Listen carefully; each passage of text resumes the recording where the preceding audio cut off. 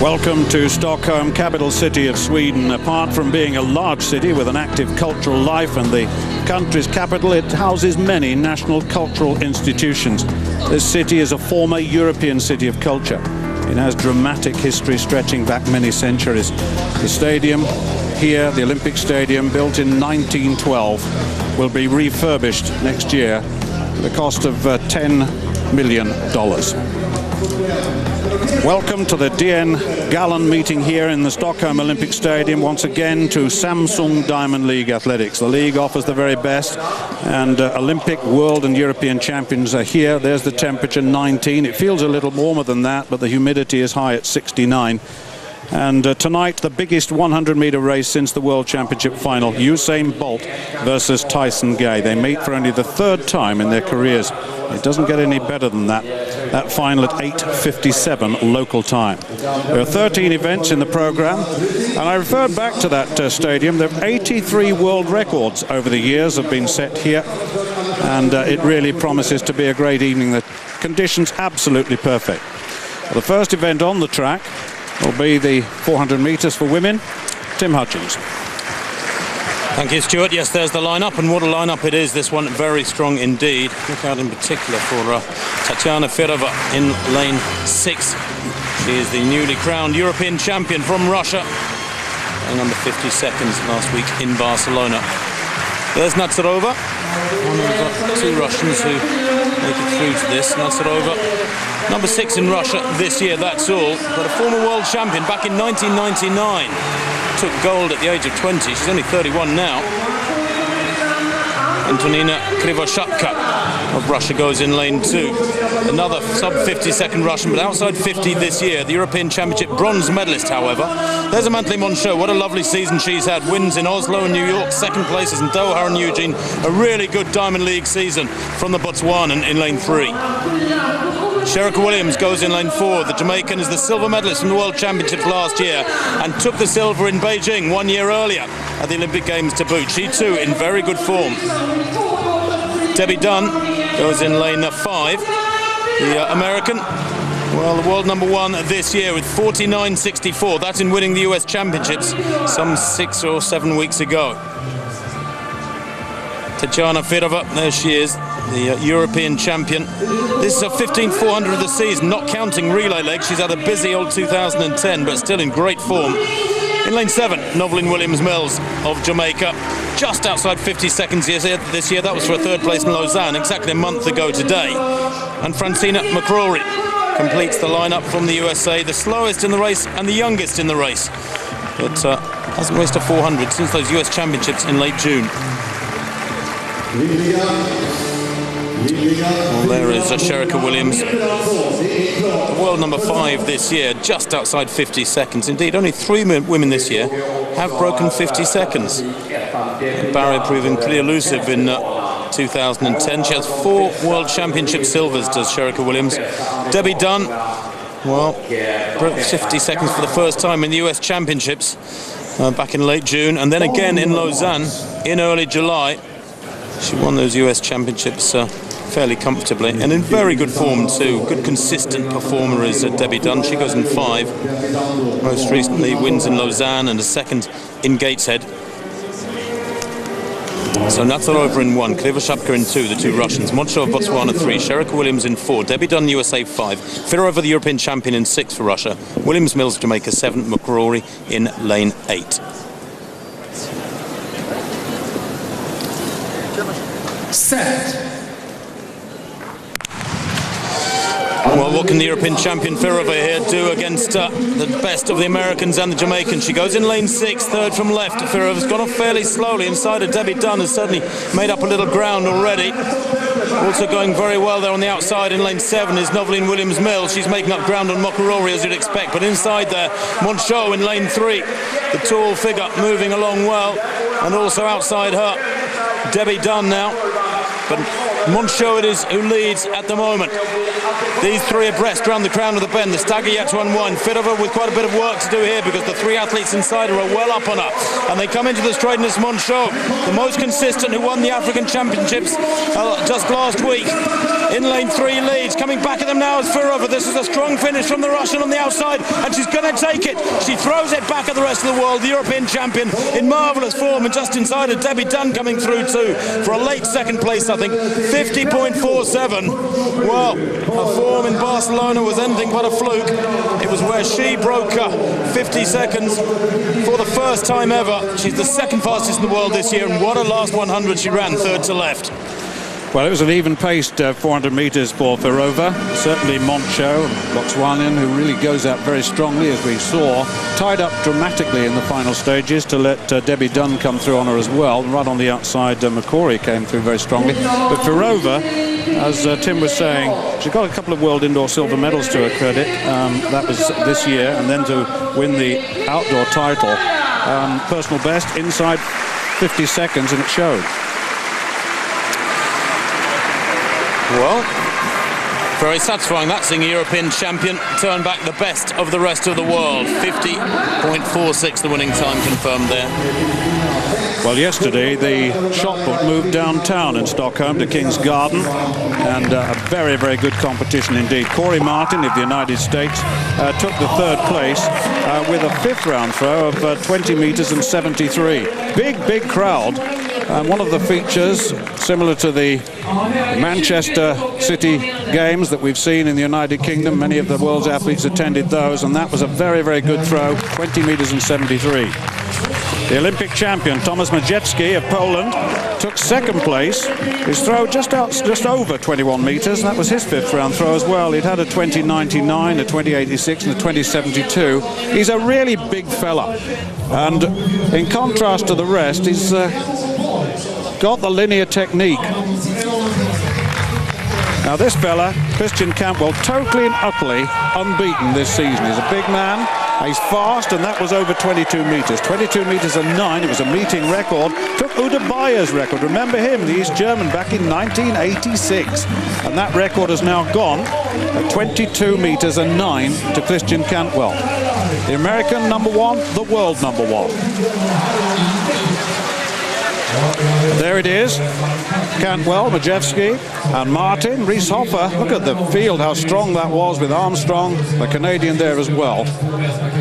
And there are the points, 20 points. Christian Cantwell heading for the diamond, heading for the win over the 7 events of this Diamond League program.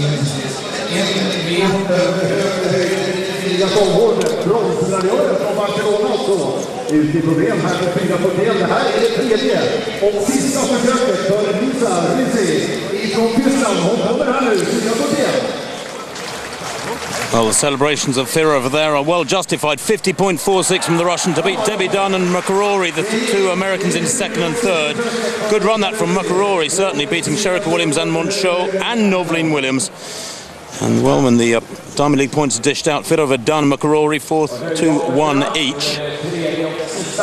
And the overall totals therefore put Alison Felix out in front, ahead of Monchot, that on win-loss record, Sherika Williams in third place. Well, the long jump took place earlier on in this stadium, and Gomez in third place overall. Gomez really struggled. In fact, it was right at the very end of the competition. She came through with that 6.72, got 6.62 until then. Brittany Reese has been pretty dominant the last meets, one in Lausanne, one in Paris. A 7-metre jumper. Had 1 good jump and 3 no jumps overall. A white flag indicating a jump at 6 metres and 75. Not her day. But Daria Klishina of Russia is only 19, 5th in the World Indoor Championships earlier on this season, just to give you a statistic on her, but she has got a personal best of 7 metres and 3. That's a national junior record, a Russian national junior record. A little bit of backward rotation there, but still 6 metres and 78 was good enough to win.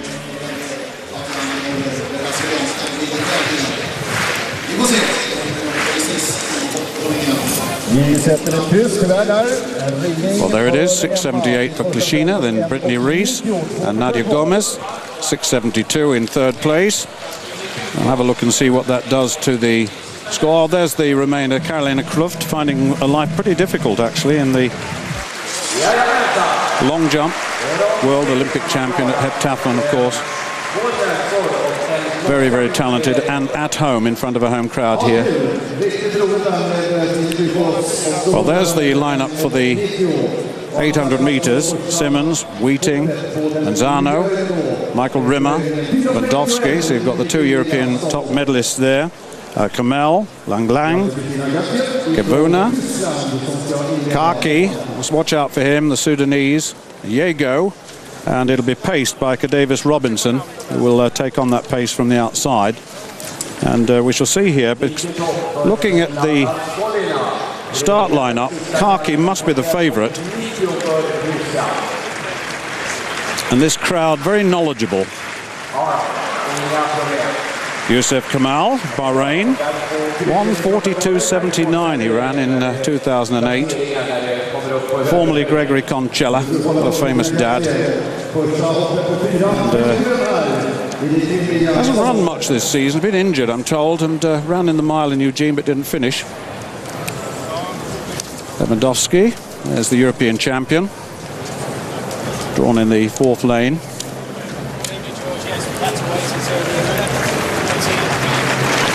Just waiting to see. So we've got Simmons, Wheating, two Americans, then Mazzano, another American, the third American. Wheating, tall figure on the left of your shot now. And Kaki right out in the seventh lane, just inside David Robinson, the pacemaker. There's Michael Rim on the right, but this is the European champion, Lewandowski. I've already mentioned Yusuf Said Kamel, Bahrain. That's Kaki. Kaki is the favourite for me. Yego, Alfred Kewe Yego, the 800 meter world champion in 2007, got a silver in Berlin last year. And here's the man with the job of pacing this.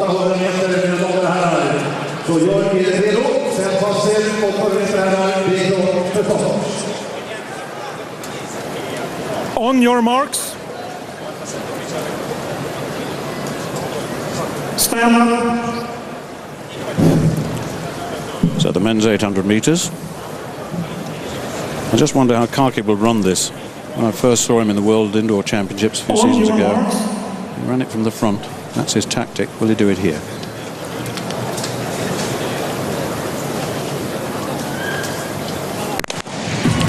Well, they've asked for 50 seconds for the first 400 meters. There have been an awful lot of very, very quick races this season already. And I see that Robinson's going to have to shift to get right up to Kaki and goes past him.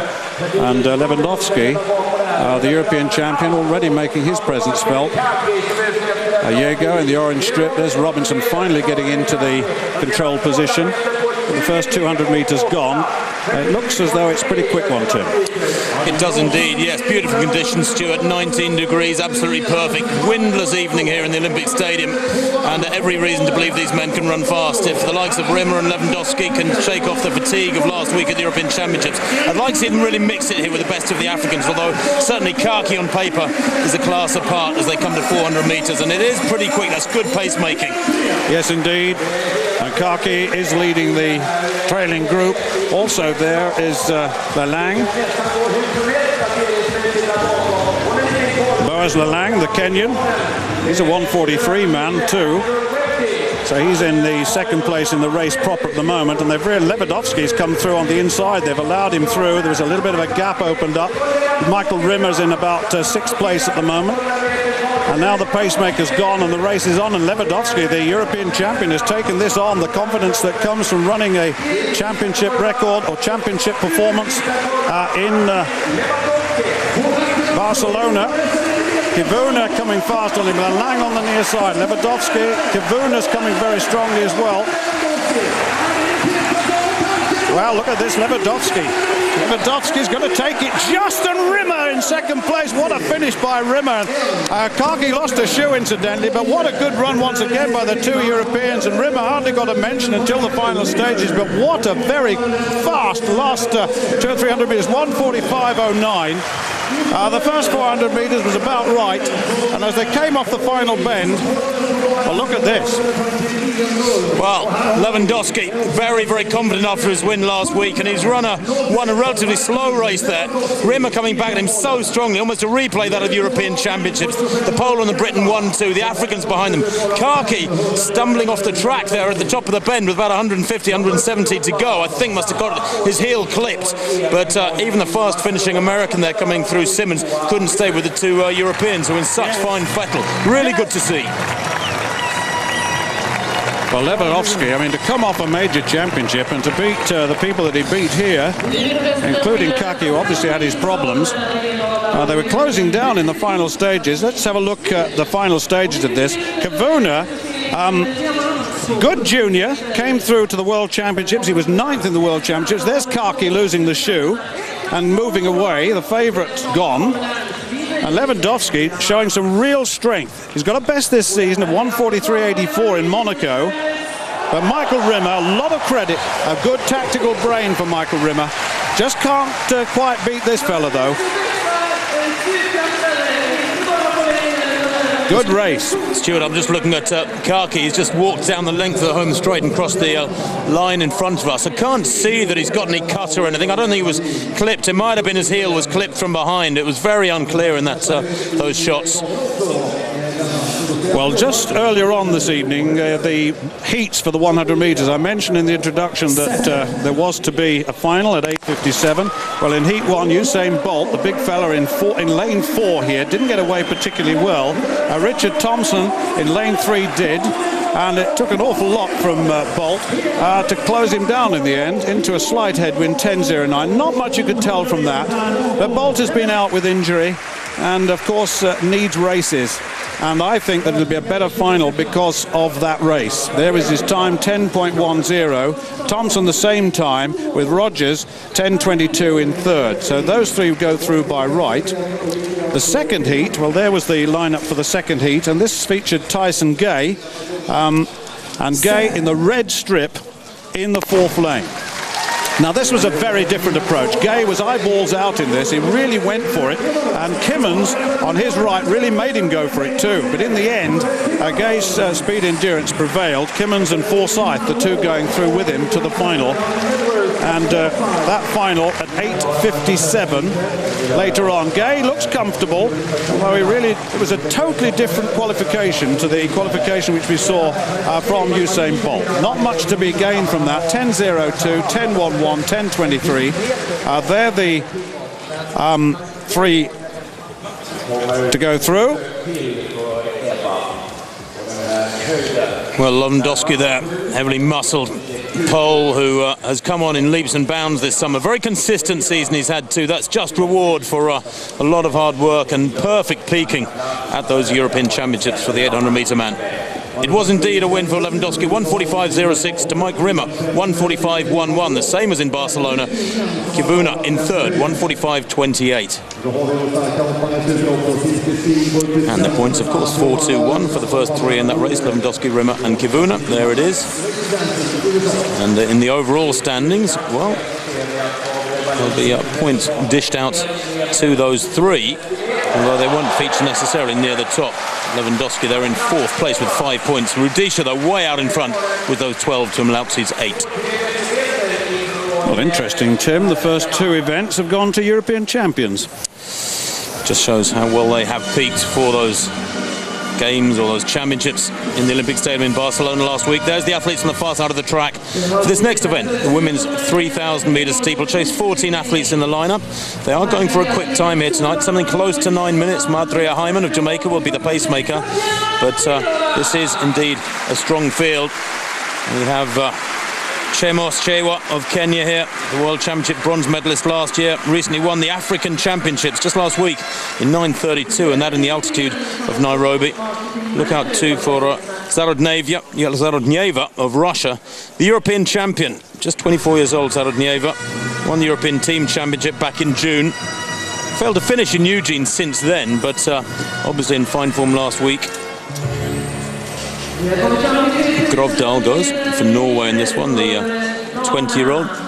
Great junior start, struggling to really find her feet as a senior, but she's having a busy season of racing. There's Chewa, third to left. She, the athlete to watch. Look out too for Kip Kemboy, the world number 2 this year, with 9:13.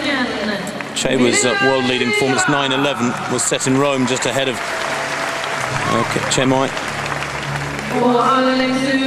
Rotich as well, a name to be watched, the world number 5 this year. There's Zarodnieva, Julia Zarodnieva.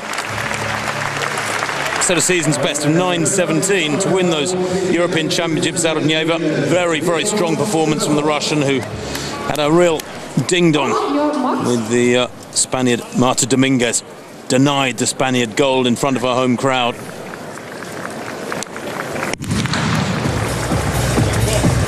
Well, away they go then. We're looking for the first kilometre in around 3 minutes 3:02, we're led to believe, if that's what Hyman can take them round at.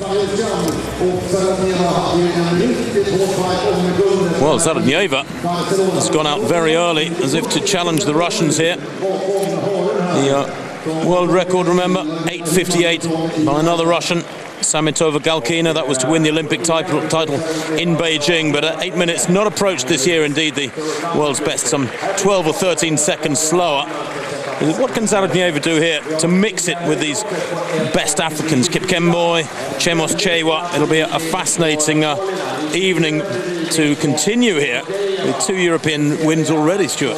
Yeah, well, you've got the first 4 from the African Championships that were taking place at the same time as the European Championships in Barcelona, at altitude in Nairobi. And of course, Chewa, you've mentioned already, won that African title, ran a 9:8:57 in the World Championships in Berlin. Hyman has got the job of taking him around, as you've said. She's now 37. She's often a pacemaker at this level. Well, the high jump is in progress too. Chantillo, who actually went and long jumped earlier on, incidentally, to try and score some points. She's a 690 jumper in long jump. She's pretty good all round. The American Championships, she achieved that. Attempting now 1:94 for the first time. No one clear at this height thus far. Vlasic has had 2 clearances, one at 185 and one at 190, so she would be next to jump.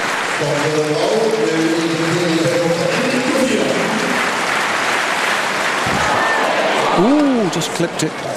She's had a very good season, actually, Lowe. She's set a new American record at 2:05, winning the United States National Championships this year.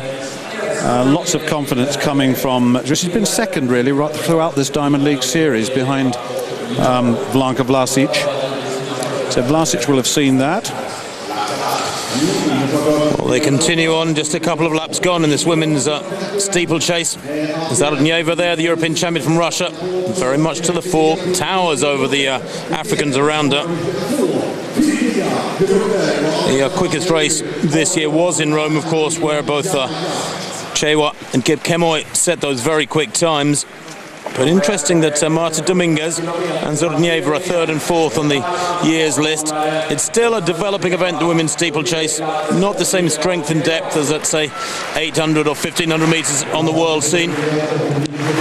Well, we promised you Blanka Vlasic, and here she is. She's seen Chantillo fail at this height at 194, the European champion, in championship winning form again recently. And that was not just a clearance, that was a significant clearance, wasn't it? That was way, big striding, lolloping approach, good driving inside knee that gives that beautiful arch and clearance of the bar.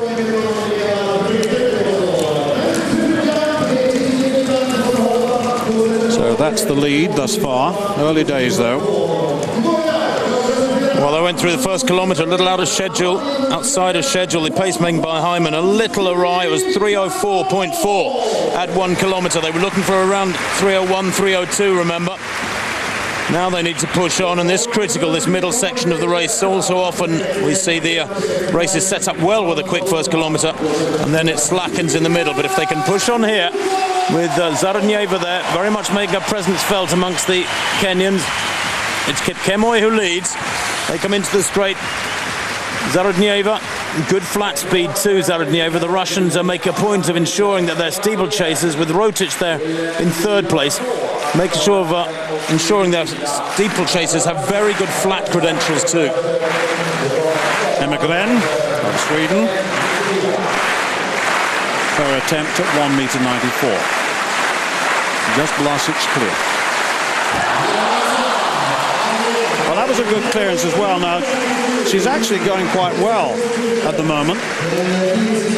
Just looking at her performance in the European Championship, she got the silver medal with a personal best of 2:01, so she is in form. Took a couple of attempts at 190.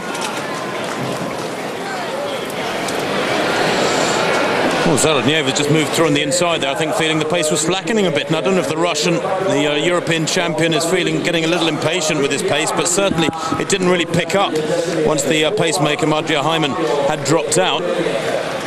But this second kilometre, well, after a 3:04, you'd be looking for something pretty similar at the second segment, the middle segment of this race. We're looking for about 6:08 at 2 kilometres. Obviously, they're best parts of 300 metres or so away from that just yet. But these 6 athletes locked together very closely with the second group, about 50 metres down. And now they come down towards us, and they'll see 3 laps to go. And it's Chewa, the world number 1, who leads through the line. Rotic in second place, who is in 5th on those world rankings. Rotic, 3rd in Shanghai, 3rd in Oslo, and 3rd in Rome in her 3 big Diamond League races so far this season. Indeed, 3rd place to boot in the African Championships just a week ago. From Rotic, she's in the blue, in second place at the moment. Chewa leading, and now begins to stretch out and lengthens the stride. And good to see Zarodnieva responding to this, moving down the inside again. Little risky that, because you can get a shunt onto the infield and risk twisting an ankle, and that's nobody's fault but your own if it does happen. But Rotic is in 3rd place, right up alongside the tall Russian, 2003.11. So that kilometre a little outside of schedule. 6:16 at 2 kilometres. And that's a kilometre, well, that's at 3:11, and that's disappointing, frankly, because it really has dawdled there through that middle section. We come round into the straight with just over 800 to run. And I just wonder whether or not they're playing into the Russians' hands here. Joroge is there in 4th place. It's Zarodnieva on the inside from Chewa. Rotic in 3rd, Joroge 4th, Kipkemoi 5th, and Asefa in 6th place there, the Ethiopian. Only 22 Asefa, was on 9:19 this year. That was 2nd place in Oslo, where there was that quick race, but she too has had a busy season. Asefa bringing up the rear at the moment, and those two are just becoming detached. Asefa just in front, just behind rather, the Kenyan in 5th place.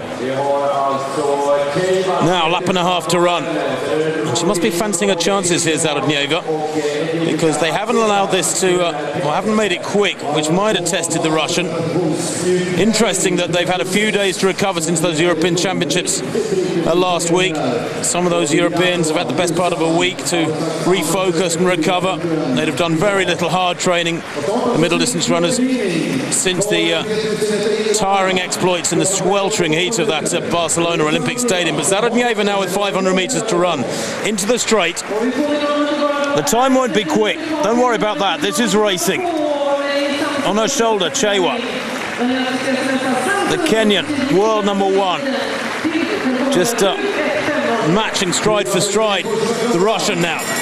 And what a games they had last week, what a championships the Russians had to totally dominate the medal table ahead of France and the UK in Barcelona. But I just wonder whether Zarodnieva could have shocked them here. Chewa 2nd, Rotic 3rd, Asefa now has moved through into 4th. And here she goes, just striding away now. These 3 moving away quickly. Chewa in the purple on the outside, moves up alongside the Russian. Rotic in the blue's got some work to do yet now. The Russian's got great technique. She's taking a metre out of them at every barrier, and now they're moving at full speed. Look at that gap, 5 metres, 6 metres and going away. And this is very impressive indeed from Zarodnieva. Can she get this one right? She does. The Kenyans leap here without putting a foot on it. I don't know if that's best or not, but at the barriers in between, certainly the Russian Zarodnieva has got far superior hurdling technique. You can poo-poo it on the men's side when they're many, many seconds quicker than the best of the rest of the world, the Africans.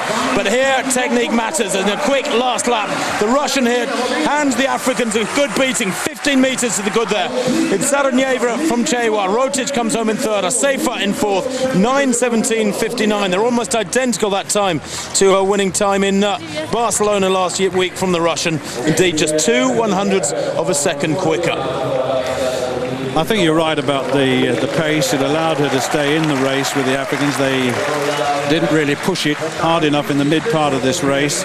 But you have to say Zarodnieva, the third European champion to win a race here against the Africans. Remember, the Africans coming down from altitude, all four, as I mentioned at the start, coming back from their championships.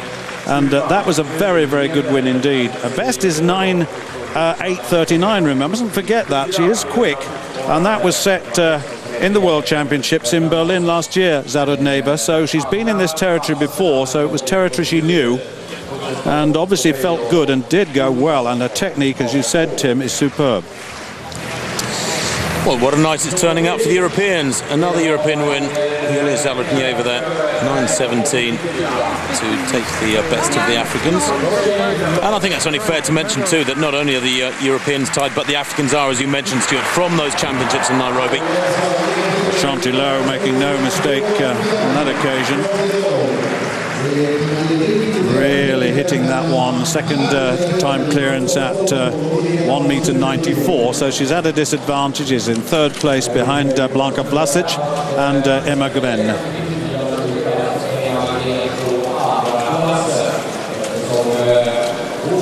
Good high jump competition in prospect. And there's going to be a triple jump on here tonight as well. And once again, the talent there for us all to see. We've got Girault, we've got Randy Lewis, we've got Batanzos, Capello, who's done very well. They've got the lineup as it is.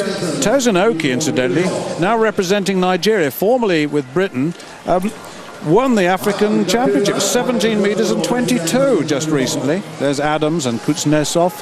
Capello, who's done well so far. Christian Olsen in front of his home crowd, of course. So Ebel Ljungmark then, third attempt at 1:94 for the Swede. She's certainly got a mentor, if one were needed, in the figure of Emma Gren and Kaiser Bergqvist before that, of course. But Gren jumping out of her skin to go over 2 metres for that silver medal last week.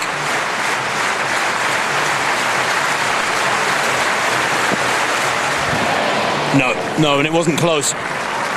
Would have been a big personal best. 1:92, her lifetime best, her season's best, only 1:90, but no shame in that. A second time clearance, 1:90, the best for Ljungmark.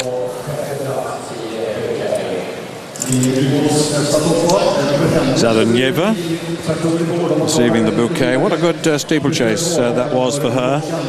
Coming back from a European gold medal and then taking on the Africans, the gold medalists in the African Championships, and all the medalists, in fact, and beating them well. Well, Yulia Zarodnieva, then 9:17.59, almost 2 seconds to the good there, ahead of Chewa, the world number one on paper, and Rotic of Kenya too in third place.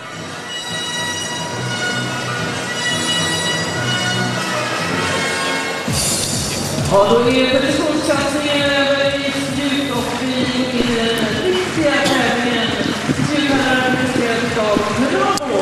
Well, in the Diamond League points, in the overall standings, Chewa and Kip Kemoy in first and second. Zarodnieva with 4 points from tonight. That's her sum total. But Chewa way out in front at the moment, as you can see.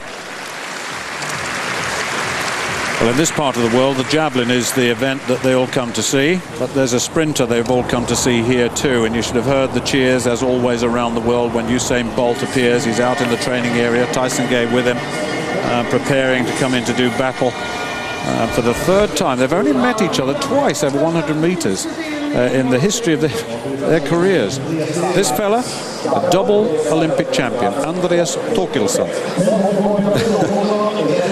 He's a 90-meter plus thrower, and that was a national record of 91.59, incidentally. It was back in 2006.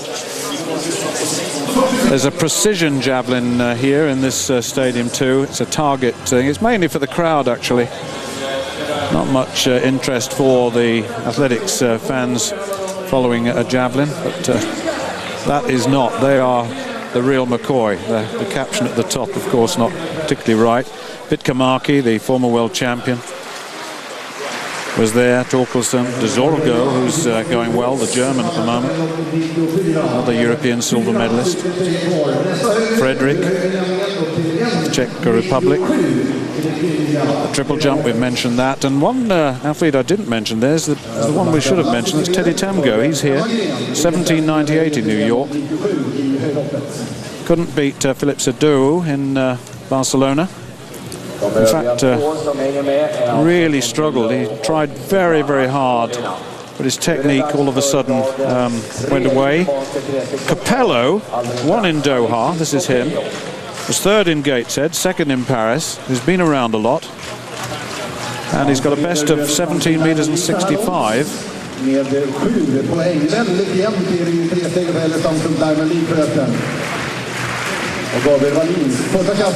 Just looking at the computer showing us the event, it's coming towards the end of the first round here. Randy Lewis is leading the 1681. We may get a look at a recording of that sometime later. But Capello, very, very good athlete. And that is beyond 17 meters by the look of it. He gets the white flag, as you've seen. Capello achieved his 1765 in Havana. That was last year. It's just short of the board too, so there's a lot more left in the tank. Beautiful rhythm, double arm shift and good leg shoot at the end. 17 meters and 15 centimeters, so that's the lead for Alex Capello. So he set the target for the rest. So Randy Lewis moves into second place, David Geralt into third. Oh, there you've got it, 1681 to 1674. Christian Olsen has been injured. One of the greats, and I say that because he's won a couple of world indoor titles, World Championship silver medalist, 2 European golds. He's a 1779 performer at his very best. He set that personal best and a national record when winning a gold medal in the Athens Olympics. Season's best, 1729. Very, very popular, as you'd expect here. Oh, yes. Has he got the white flag? That's a very, very good start. There's the answer to that question. So he's got 17.15 to beat. On the board beautifully. Double arm shift again. Lovely hold on that middle phase there. Just holds that split position beautifully. Good range. 17 meters and 32. And that takes the lead.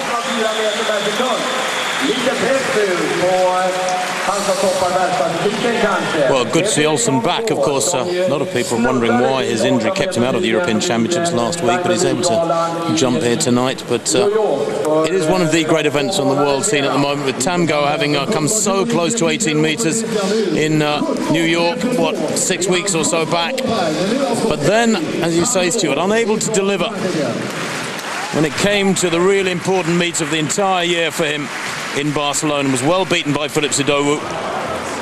No, and a little bit raw and untidy there, Tamgo, as well. Gets the white flag. You know, when we looked at that jump in New York, it was so relaxed and rhythmic, and yet here he's working very, very hard. He's forcing it, almost a little hitch kick on the end of that jump. So he's just got to calm down a little bit and just concentrate. But 17.23, and that wasn't a particularly good jump, but he's taken the second place from Capello. So we've got 3 17-meter jumps now. Well, there's the lineup for the men's 400-meter hurdles. Yates, Tinsley, Gordon, Jackson, Sanchez, Taylor, Coulson and Phillips. It's a very, very good field indeed. Richard Yates of Great Britain. Best of 49.06. That was set in 2008. 50.07 this season in the British National Championships. Difficult, there's a very tight bends here in Stockholm, so he's got a difficult lane. Michael Tinsley, third in the American Championships recently. Here Gordon, Trinidad. He's only 18, a personal best of 48.26 last season. World Junior Champion. Sean Jackson of the United States. He's won 3 out of the 4 thus far. Kieran Clement isn't here, but Felix Sanchez is. He's back in Paris in 2003, 47.25. He's inside Angelo Taylor, the American. Taylor, double Olympic champion. Now Coulson's very useful. He's got a best of 47.72 set this year. Mustn't discount him. And Isa Phillips of Jamaica, drawn on the outside. 48.05 his personal best. So Sean Jackson in the seeded lane, in lane 4. Angelo Taylor out in lane 6. But this is Sean Jackson, diminutive figure, has to modify more than most. He's very, very quick on the flat.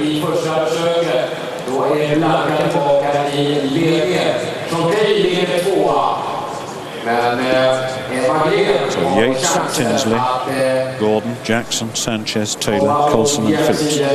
The men's 400 meter hurdles. Sean, 1 in Doha, 2nd in New York, 1 in Lausanne, 47.62, and then 1 in Monaco, 47.78. So he's tough. But watch Angelo Taylor, the American. He's got a best of just outside 44 flat for flat 400. A double Olympic champion. Season's best of 47.79 for him. That's Isa Phillips out in the 8th lane.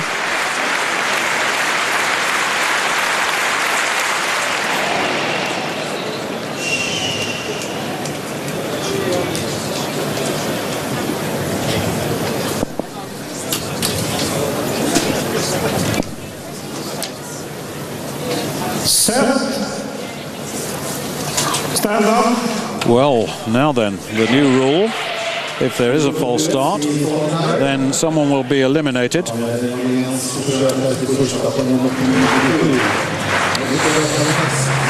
Shantae Lowe then.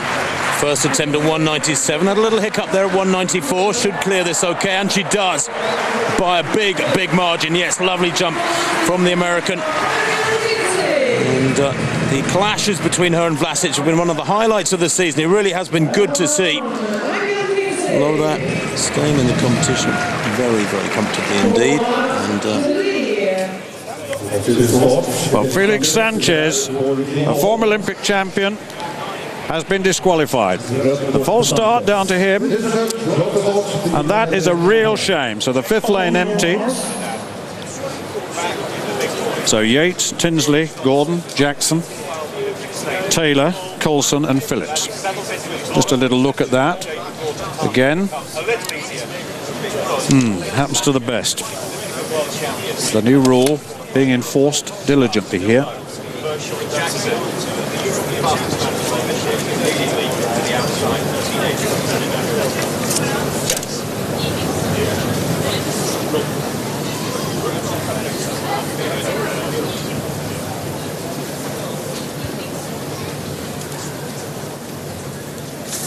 Set. Slow away this time. Difficult for Sean Jackson to judge his progress thus far. Not a lot in it as they go into the first hurdle. I tell you, Coulson is probably in the lead down the back straight, chased by Angelo Taylor as they approach 150, now approaching 200 metres. Angelo Taylor has been running very, very quickly over the first 200 metres, and he's done that again here. But Sean Jackson's a lot of work to do, but he is a very fast finisher and has a more evenly paced race. That's Coulson in the light blue, Angelo Taylor, the big fella, and here comes Sean Jackson on the inside, attacking the hurdle between 2 and 3. He's caught up the difference. Look at this, and once again Sean Jackson catches out Angelo Taylor. Coulson going very strong as well. Taylor all over the place. Sean Jackson coming away brilliantly with this, and Coulson coming through into second place. Jackson, look at the time on this, 47.65, and Coulson in second place, and that was a dominant piece of running. It was very much an even-paced race by Sean Jackson, and I tell you what, he really is a class act at the best of times, isn't he? Sean Jackson.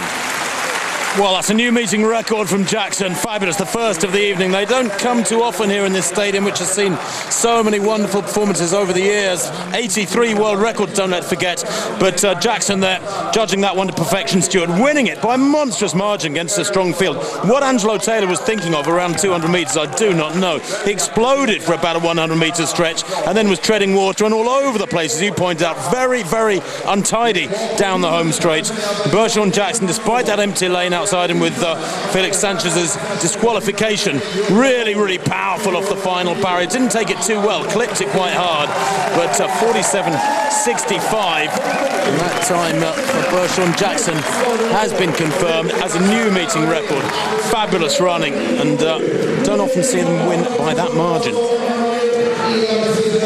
Emegren, the high jump now at 1.97 meters.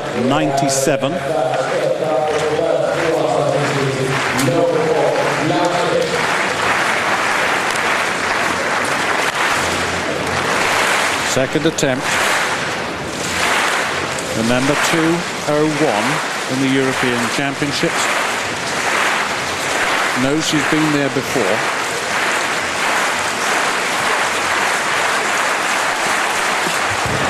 Oh, no. No, that's another failure, as you can see. So that's two failures at 1.97 for Emegren. Just two women clear, Vlasic and Lowe. Well, of course, Stuart, that high jump was on the last day of those European Championships, and I just wonder whether or not the fatigue is still a little bit more in the legs and the mind of Emegren than for some athletes whose championships were completed through the middle of last week. Here's that Jackson surge again towards the finish line. How powerful is he driving for the line there? Every sinew straining, dips at the line. He's really gone for the quick time there. Virtually the smallest man in the field, but winning it by a huge margin. There's confirmation of the result. 47.65 for Sean Jackson, meeting record, as we've said. 48.50 for Coulson and 49.57 for Angelo Taylor. And there you have the times for those following. Jackson, Coulson and Taylor. That converts to points, and Jackson now leading with 16. Way ahead of the rest. Remember, it's a 7-event series.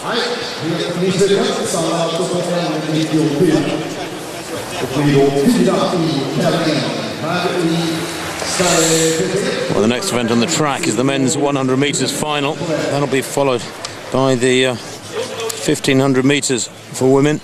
Very high caliber field, that one promises.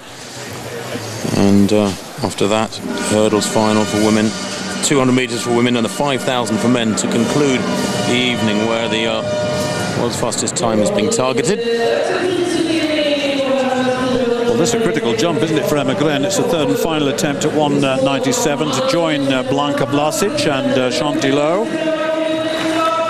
Getting the home crowd involved as well she might, and it is it's absolutely packed here in the Olympic Stadium.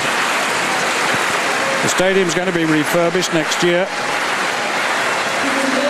$10 million set aside for that.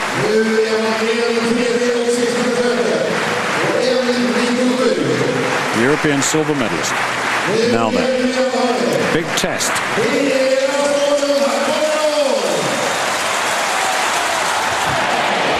A little bit away from, too far away from the bar there. Dropped in high point just a little bit early. So she's gone. But she is in third place with just 2 left in the competition now. Well, that's disappointing for Gren. I guess this meeting has come a few days too soon for her to really recover and refocus after Barcelona. So she has my sympathy. But we do have the big 2 still in there, as you would expect. And there's another big man. And Stuart, he was under some pressure, wasn't he? In those European Championships, he really was pushed all the way. Well, this fella's lost his form. Pitkamaki, a 90-meter thrower, said he was working on the elevation of his actual attack on the javelin, and it certainly hasn't worked for him thus far. He is a 90-meter thrower. He's a very fine competitor, a former world champion, of course. But really, he does need to get back into the event with a vengeance. World champion in 2007. He was 5th in Berlin. It started to go wrong there. And these 2 have battled against each other time and time again. So Pitkamaki.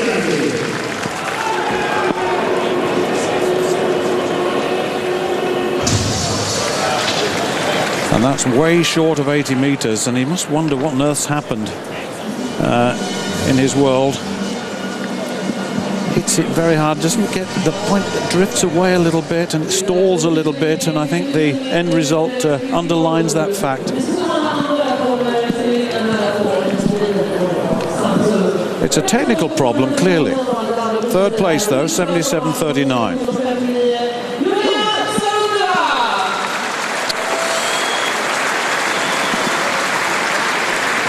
Well, he did respond well last week. He finished up in third place in Barcelona, but was under some pressure early on, and yet produced an 86-meter throw in Barcelona. This is the find of the season, Stuart, I suppose, in some respects. Matthias de Zordo of Germany. I must admit, I'd hardly heard of him before the European Championships, and yet this left-hander almost surprised Thorkildsen, made the Norwegian really stretch for victory.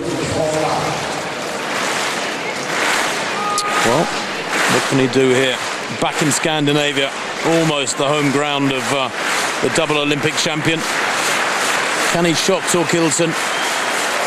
The Norwegian yet to throw, last in the throwing order. From this relatively big field, 12 throwers. Pitkamaki, 77 from him. Indicative, really, of his relative lack of consistency this year. Terrific tension on the small of the back as they arch backwards to depart this javelin, this 800-gram javelin, and hence the weightlifting belt to give that extra support. He's got plenty of support, hasn't he? So, the German, the silver medalist last week, what can he do here? Very, very quick arm for a big man. And that one's useful. That may take the lead. I'm always a little dubious about some of those superimposed lines across the sector, because they can be out by a little way, but that's big from de Zordo. Great opener. Yeah, I thought he almost tripped there. His heels clicked together. I'll have a look and see whether that happens next time. It's just over 80. And his 87.81 is best. 81.57 for de Zordo in the first round. They will have 6 rounds, the throwers, whereas in the horizontal jumps here, for example, only 4 rounds. 2 left in the high jump. Blanka Vlasic attempting 2 meters for the first time. All clear, 185, 190, 194, 197 thus far.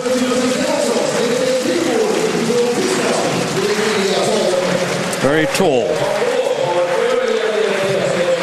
6'4" in old money.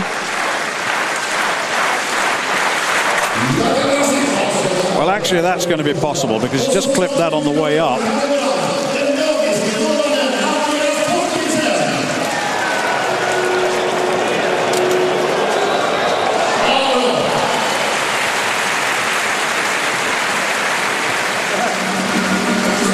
Well, here goes Teddy Tamgo in this triple jump. Tamgo. Second round, opening with a 17.23, and that's bigger from the Frenchman. Not by much. It's still nowhere near what we've seen him stretch out to this year. Look, he's giving away a lot of ground on the board, is Tamgo. 17.98, remember, in New York. That one coming down at 17.36 to take the lead by 4 centimetres from Olsen. Olsen smiling away there, I'm sure, just delighted to be back out competing. Andreas Torkelsson, European champion now. What can he do? He's got to beat Desordo's 81.57. And that, while it's, yes, it is over that superimposed line, so it looks as though it is a leading throw. It looks to be around about 82 metres, probably a little bit further. He really whacks that one, doesn't he? You can tell by his body language that he's not happy. He's not happy unless he gets somewhere out 86, 87. They like a wind drifting just slightly over the shoulder for the right-hander, over the right shoulder. But it's absolutely still here. Beautiful evening. 82.29, that is the lead. Usain Bolt. The event, the man. They've all waited to see him. Much celebration at his warm-up. So, one failure for Shante Lowe in this high jump competition. One failure, remember, for Blanka Vlasic. Now, can she throw the gauntlet back at the Croatian? Second time, 2 metres exactly. Oh, lovely jump. She generates so much speed in her approach. She looks initially like she's taken off too far from the bar, but she creates an enormously long, high arc. Here it is again. Lots and lots of speed. That's what makes her such a good long jumper. Blanka Vlasic then. Oh, just tapped it, but she's clear. And that's 2 metres. So 2 athletes clear at 2 metres. Both took 2 attempts. Yeah, it's measuring up, isn't it, to another wonderful contest between these two. Shame Gren couldn't produce that 2 metre plus form, but both of them over 2 metres the second attempt. Identical cards. The final of the men's 100 metres. Edwards of the United States, Paget, the United States, the 2 fastest qualifiers. Thompson, Trinidad, Bolt, Jamaica, Gay, USA, Kimmins, USA, Forsyth, Jamaica, Rogers, USA. Usain Bolt, just outside 10 seconds in qualifying for this final. Conditions are perfect. He hasn't had the races. He's avoiding bends because of the injury that he had. And it was very difficult to tell or to learn much from his qualification. 2 entirely different types of qualification. Tyson Gay will be in the next lane to him. You've got a glimpse of him there. Bolt, much bigger. They've only met twice before in their careers over 100 metres, and Bolt has won them both. Tyson Gay is taking his time. 2 different characters in every sense.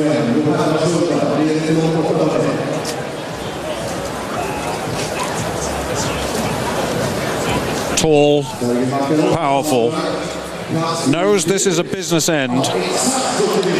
Little nervous glance from Tyson Gay, a little chat, little contact.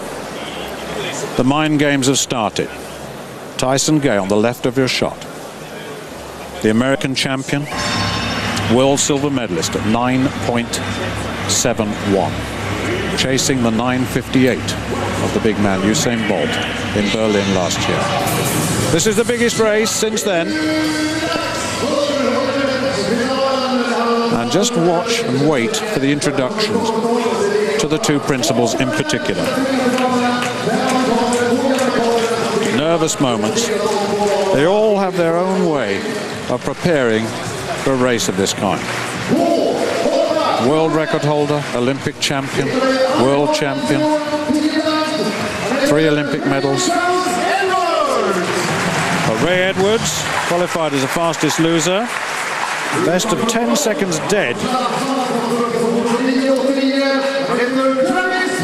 Travis Paget, 10.1, his season's best. The windy 9.92. Richard Thompson, the Trinidadian. Second in Oslo, windy 9.90. He's quick.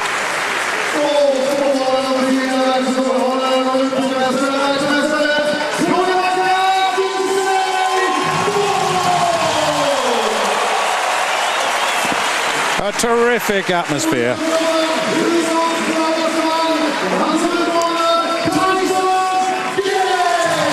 The two have finally come together.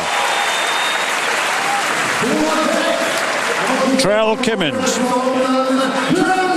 10.09. 9.92 in New York, wind assisted. Mario Forsyth, 10.09 set this year. The diminutive figure of Mike Rogers, World Championship semi-finalist, World Indoor silver medalist this year over 60 meters. He's the starter. Now then.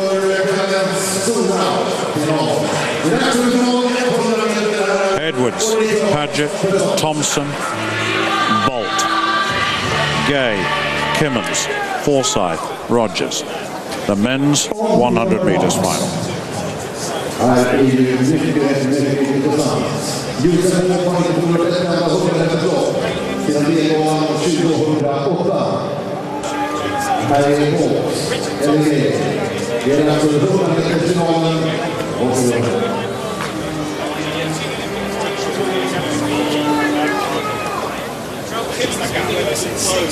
Mario Forsyth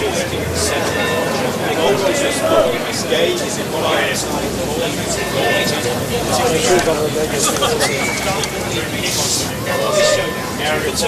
fastest men in history is here in Stockholm. The men stand up, please. 100 meters final.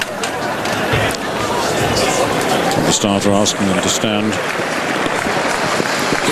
Well, I'm not sure, Stuart, if there was any noise. Yeah, I think Bolt may be indicating that. A lot of noise from the stands. They're so close to the athletes here, as is normal and common here in Scandinavia. You've got the same in Oslo. It creates a wonderfully intimate atmosphere, but it does mean there's a lot of people, some of them perhaps not so experienced as athletic spectators, within touching distance of the athletes.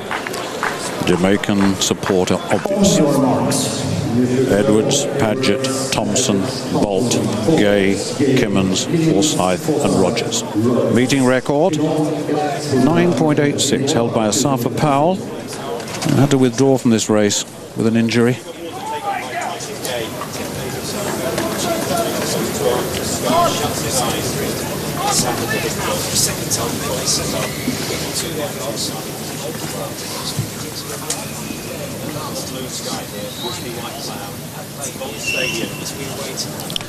There's a hand up from Forsyth, and this side is obviously...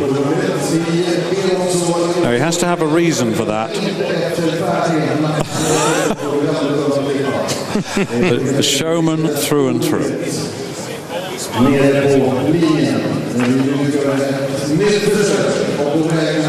If there's no reason, then you can get disqualifications. They have to have a reason, but they are close to the crowd and they can say, okay, it's noisy. But the crowd very, very quiet. Could be a camera clicking. This is a big, big event. A big moment for Bolt and Gay. The psychological battle has begun. So once again, Edwards, Paget, Thompson, Bolt, Gay, Kimmins, Forsyth and Rogers. The men's 100 meters. The crowd still. Will be automatically disqualified from the race. Edwards, Paget, Thompson, Bolt in 4, Gay in 5, Kimmins, Forsyth and Rogers. They tried for a third time and now they're on their blocks. For this long-awaited showdown, the first one for a year between the men ranked 1 and 2 in the history of the men's 100 meters. Here now, the final in Stockholm. Away this time, and Bolt gets away well, so does Gay on the near side. Kimmins going well, and Gay and Bolt's got a lot of work to do, and Tyson Gay's going to take him. This time Gay wins, Bolt in second at 9.83, a new meeting record. The first time that Usain Bolt has been beaten by Tyson Gay, and that was a terrific run Bolt didn't get away well. There were some question marks in the qualification. It was very difficult to say what sort of condition he was in. 9:84 is the time, and Usain Bolt 9:97, a time for mere mortals. But Tyson Gay, a brilliant run. He's had his injury problems too, but my goodness me, powered his way through. What a race. Well, and I think the difference was that Gay was more hungry for it. Bolt is so relaxed, and maybe these races don't matter enough to the Jamaican. They do to the American, and look at that 1.5 metre margin. Okay, Bolt was easing up from 10 metres out, but when you think his world record is 9:58, would have put him 3 metres ahead of Gay just there. It really does show how below par he performed there, Stuart. And I wonder just how much that mid-season injury has affected him. Remember, over 300 metres, he got a slight calf niggle back in late May in Ostrava, and he's been playing catch-up ever since then, whereas Gay has been getting better and better. Yeah, Gay's had his injuries too, though. He's had the problem of getting himself mentally ready. He was more positive in his qualification. Look at the grimace on Bolt's face. He knows he's in trouble. And the point you make, he is short of racing. There's absolutely you don't become a bad athlete. He's had his injury, and you don't become a bad athlete as a result. He hasn't had enough races to come back, and that was a big win for Tyson Gay. Well, I have a feeling that might be just the jolt that Bolt needs, the jolt for Bolt, because he's been beaten quite comprehensively there. It wasn't even close, was it? And while it was emphasised by his easing up, Tyson Gay was much the better athlete tonight, much sharper. Look at the cadence there. And Bolt just looked sluggish, didn't he, by his standards? There wasn't the same acceleration there around halfway. And the longer stride through to the finish that normally carries him well clear of the opposition. Tyson Gay can be very pleased with that, and I suspect Bolt will come out a different man the next time they meet, and not quite so jovial and relaxed. The evidence: Tyson Gay 9.84, meeting record. Usain Bolt 9.97. Richard Thompson took the third place, 10.10. The race we wanted, the race we got, and Tyson Gay prevailed. Well, there are the points. Asafa Powell, 10. Not here tonight. He's run more races. Thompson in second place in the Diamond League race. Well, 9.97. I suspect Asafa Powell wishing that he had been there for that. We go over to the pole vault now. Silke Spiegelberg came in at 4.41. Here she goes. First attempt at 4.61 for the German. Vaulted well in those European Championships, declared herself slightly unsatisfied with that silver medal from Barcelona, but that's a lovely clearance. First athlete clear, and she's up here against Feofanova, the European gold medalist, of course, in Barcelona, 8 years after taking the title in Munich. That was in 2002, the pre-Isinbayeva era, I suppose. And we might well be in the mid-Isinbayeva era at the moment, but the Russian world record holder sitting this season out, having a break, coming back in February, we understand. Well, I'll tell you what, I bet Asafa Powell was watching that one, wishing he could have been in it, seeing Usain Bolt looking very vulnerable. Who's going to be vulnerable in this one? There can only be one winner, and it's a very hard race to call, this women's 1,500 metres. Strong field. It includes the Olympic champion, the world champion, and 3 or 4 athletes who performed perfectly well in Barcelona last week, including 2 Britons, Steph Twell and Hannah England, both of them finalists. Well, the triple jump still in progress, as you can see. Christian Olsen then in second place. 2 pretty good jumps. He's been out with injury. Again, third round then. Good control on that one. Got the white flag. He's putting together quite a good series, and I guess off the top of the series we might expect just one. There are only 4 jumps, 4 rounds in the triple jump, and as in the long jump earlier on, they do not reverse the order after the first 3 rounds, so they're all going in the same order throughout the competition. There it is, 17-14. Well, big field over on the far side of the track, no less than 16 athletes for this women's 1500 metres. There is Galette Burke. Burke, an athlete who, well, can finish with the best of them. 3:58 athlete, and her best 3:59 this year. One of 6 women that have broken the 4-minute barrier this year. Nancy Langat, the Olympic champion, incidentally, is not amongst them. So close to 4 minutes on a number of occasions, but never there. Almina Alminova, the fastest in the world, is Anna Alminova. Won in Paris 3 weeks ago with a very, very quick time, but underperformed in Barcelona, finishing in just 6th place. And she's one of 2 Russians in this field who really were disappointing. Yevdokimova, the other, she went out in the heats in Barcelona, despite having run 3:57.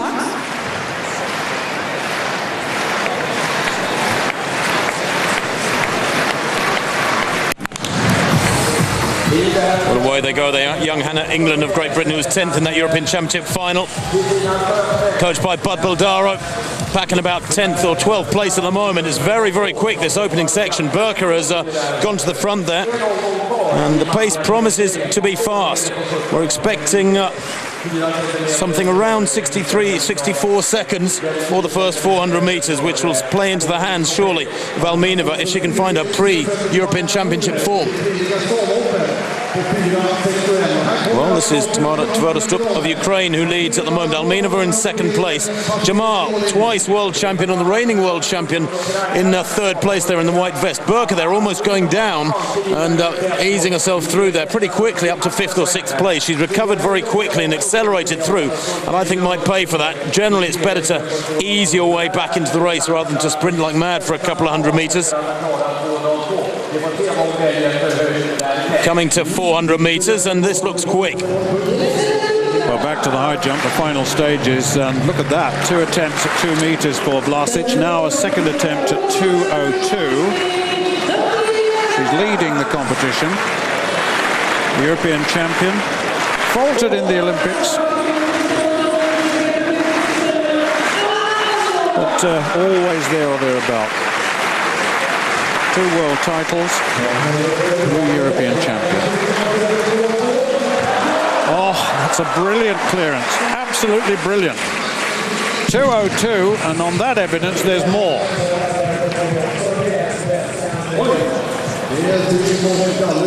Well, Tverdostup taking them round towards the 700 metres. They went through 464.3, so more or less 64 seconds for the leaders, and that's a good pace, 4-minute pace. Nancy Langat, the Olympic champion, is in 3rd place in the orange vest, and right behind her, the world champion, Jamal from Bahrain, twice world champion, who frankly over 1,500 metres this year has been very disappointing, the Bahrainian. Ran a strong 3,000 in Monaco not long ago, about 3 weeks ago, but 2:10 at 800 metres, that's a significant slowing, a 66-second second circuit of this Olympic Stadium in Stockholm. Alminova, at the moment, being allowed to dictate things to some extent, or at least have that extra metre on the rest of the field. Tverdostup will move aside soon, I'm sure. Alminova moving up on the outside of her. Langat on the inside in the blue shorts and orange top. Birkenau's moved into 3rd. Jamal in 4th or 5th in white on the inside. Twell has moved up well. She's having a good race here, Steph Twell of Great Britain, in 5th or 6th place. She's really going for it here. Declared herself delighted with her run last week, 4:02 for 1,500 metres at those European Championships to finish Steph Twell in 7th place. They meet the bell there. 3 minutes and exactly at the bell. Maybe a shade inside 3 minutes. It's going to be very quick, this one. And they're queuing up behind Alminova with 300 to go. Langat, the Olympic champion. Could this be the night she at last breaks 4 minutes? Through 1,200 metres there. And it's slow there. 3:15, a 65 lap there. They really haven't picked it up through the middle of this race. They've dawdled a little bit. I'm quite surprised. But Alminova out in front. We know she's in wonderful form. When she ran that at 3:57 in Paris 3 weeks ago, it was her 3rd race in 3 days. And that's a big surge from Langat there. 200 metres to run and the Olympic champion leads. Alminova, the Russian, who's a 1:57 800 metre run. She's a quick finisher. Unable to go with this at the moment. But it's Jamal is way out of it. Back in about 8th place at the moment. Langat leads into the straight by 3 or 4 metres, and this is a wonderful run from Nancy Langat. Can the Olympic champion, who's been so close to 4 minutes, just outside in Lausanne recently for 3rd place, she's going to win here tonight. And watch the clock. It's Langat from Almenova. Big surge there through from 3rd and 4th place, but Langat wins it just outside 4 minutes yet again. It's so elusive. Belletti there taking their 3rd spot.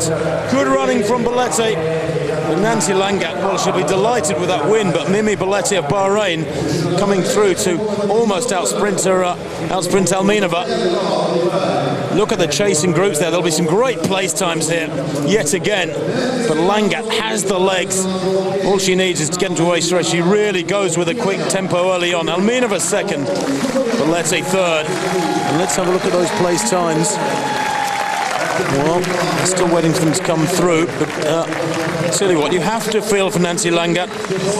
She won the African Championships just a week ago. She's probably a little tired from that. It was only 4:10, but that was at altitude. There's Burkert going down. It was quite a heavy fall. I thought it was a stumble initially. She got a heck of a bang, scrapes that left knee, gets up and does so well to get back into the race. It was crowded. They were moving pretty quickly, but a 16-athlete field. Well, some might question whether or not that's just creeping 2 or 3 athletes into too many.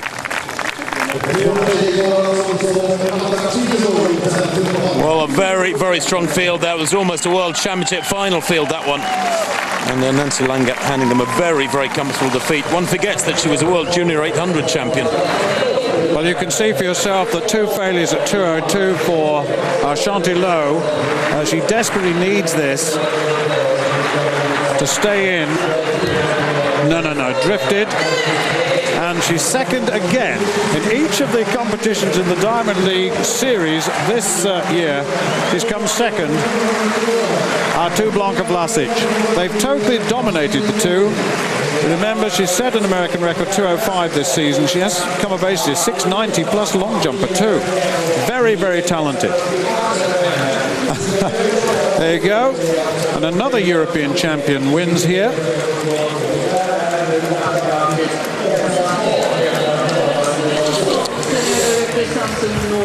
Well, Tyson Gay has just presented with his diamond for setting a new stadium record on the infield. The hurdles going up in the straight. Well, Fiafanova in the pole vault, 2nd attempt at 4:61. Spiegelberg dominating at the moment. But Fiafanova, world champion back in 2003, was overshadowed by Isambayeva. Yep. So she stays in the competition. She's in 2nd place then. The 2nd time clearance at 4:61. Spiegelberg got it 1st time.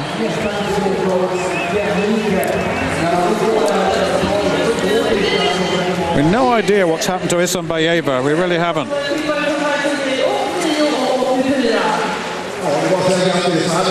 Well, Fabiana Mura is next up in the vault.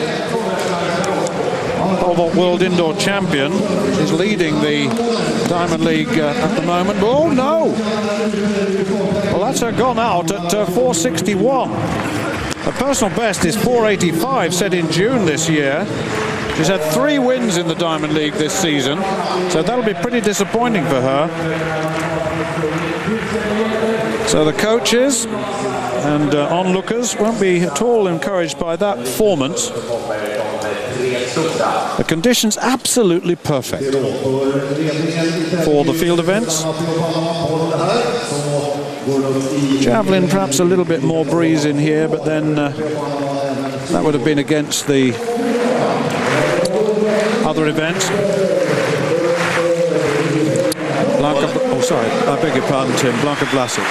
It is Vlasic at 2:04, and this well within her capability, but not on that effort anyway. And we've talked in the past here about whether or not we think she competes too often, Vlasic. Certainly this year she doesn't look to be anywhere near the sort of form that could threaten the world record, as she has done in 2 out of the last 3 years or so, but she just needs a renewed hunger, I think, for that world record. The trouble is she's got her hands full with beating the likes of Chantillo at the moment. Yeah, she has. In fact, I commentated on that world record, Konstantinova, Bulgaria, back in 1987. And that record really does need to go. And the point you've made already, Vlasic has attempted it several times. But it's still not possible for her. Well, you can see the flags there, top of your picture, blowing up around the rim of the stadium very, very lightly. It's a glorious evening. It certainly has cooled significantly. A warm, warm day here in Stockholm, around 25, 26 degrees in the middle of the day and quite humid. The lineup for the women's 100-metre hurdles then. Lolo Jones, the world #1, going in lane 3. Looked very impressive in qualifying, winning her heat an hour and a half ago in 12:78. But Felicienne and Lopez Schleep, the two Canadians amongst those who will try to wrestle control from her. She's had a wonderful Diamond League season as Lolo Jones, winning 5 out of 6 of the Diamond League events in this particular discipline so far. Look 2 for Sally Pearson in lane 7. She made good progress in the heats an hour and a half ago, improving her season's best to 12:70. She is, of course, the Olympic silver medalist from Beijing, second to left there, the Australian. Well, Christian Olsen once again in this triple jump. He's got 17:36 to beat. He's had a 17:32. I just wonder. It's just Tamgo to go, so this has got to be it. This is the final round. It's the 4th round, so his last jump to get those extra centimetres. Tamgo in the background there on the right of your shot, as you can see.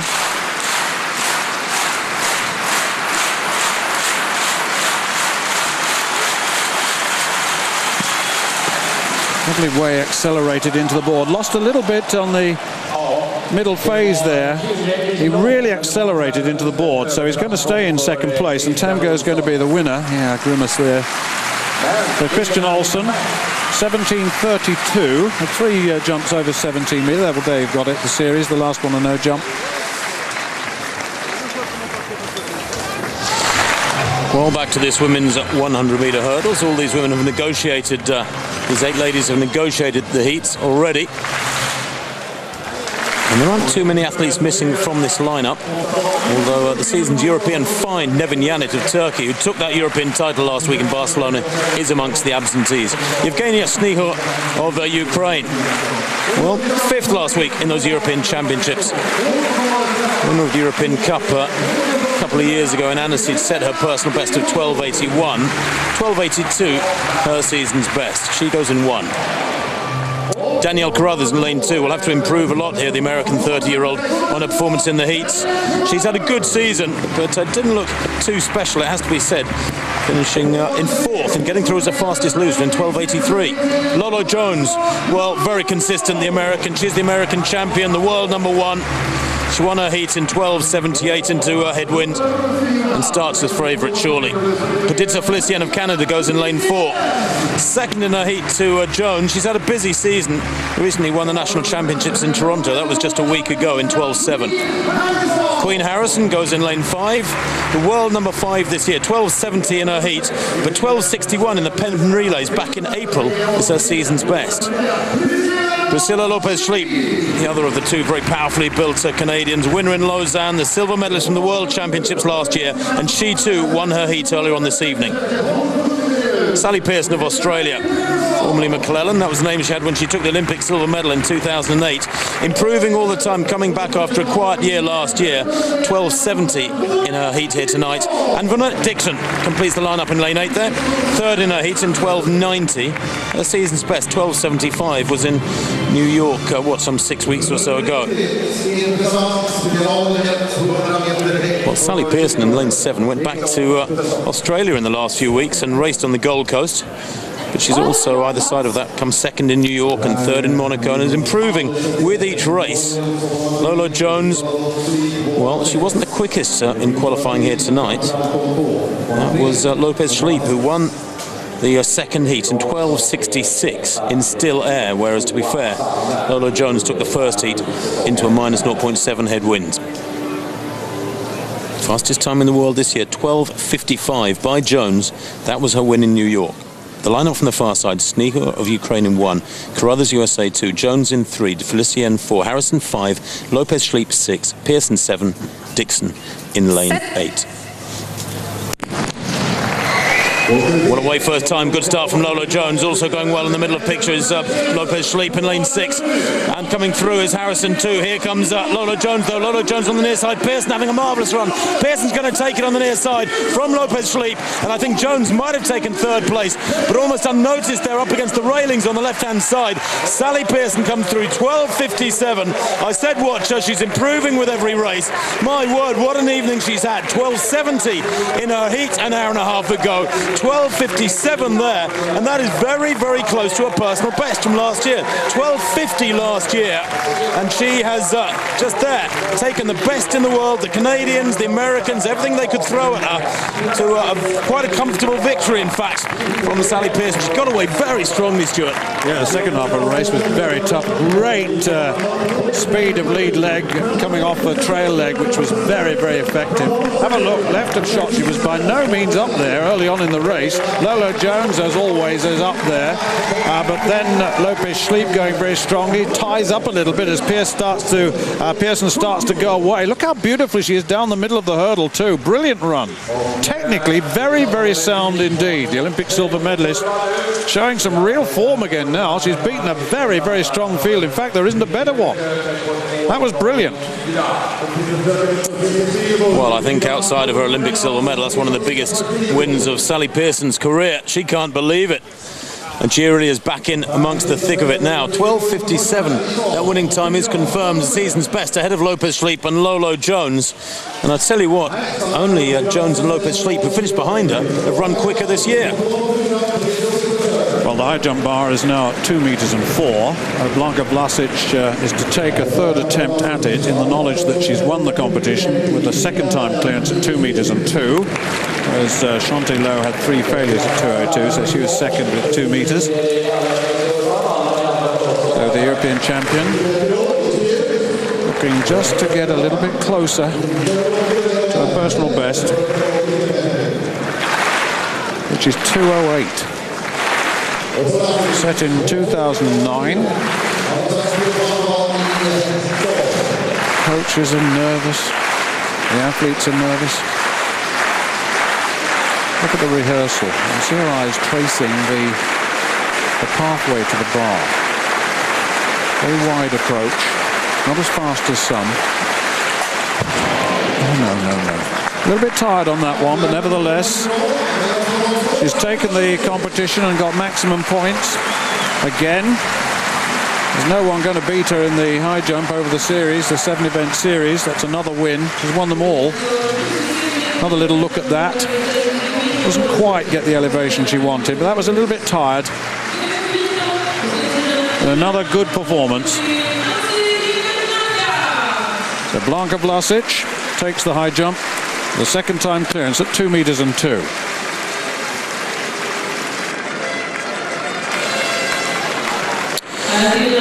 Well, Sally Pearson running the legs off the opposition with that win in the 100-meter hurdles. She looks truly shocked. 12.57 the winning time and a season's best for the Australian to win the hurdles there. Sally Pearson, Lopez Schleep in 2nd, Lolo Jones in 3rd. And that is a victory for Sally Pearson that will probably remain the best of her summer. 4 points for her, of course, 2 for Lopez Schleep, and Lolo Jones will take 1 point in the Samsung Diamond League scoring system. And overall, I'm sure we'll see Lolo Jones way out in front still. Yes, 13 points from Lopez Schleep's 10. Pearson there with 4 tonight, her first score so far this year.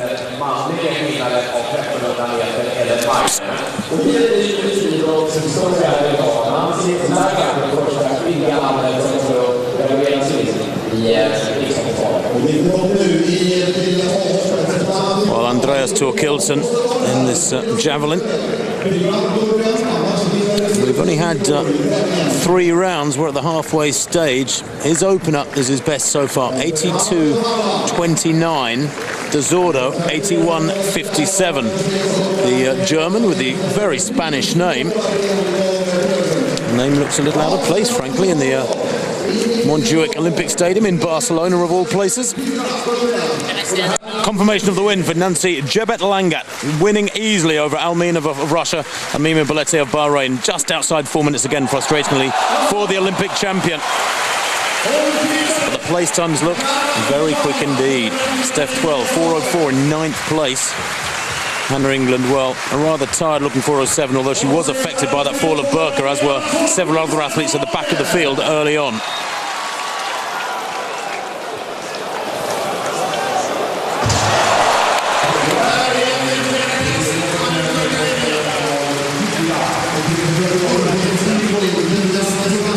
The pole vault, final attempt, Silke Spiegelberg, 471, needs this. No, I had to work a little bit at the top of the pole there. It was lost early on in that vault. It was a real effort to get something out of the pole at the top. But she's in second and finishes second.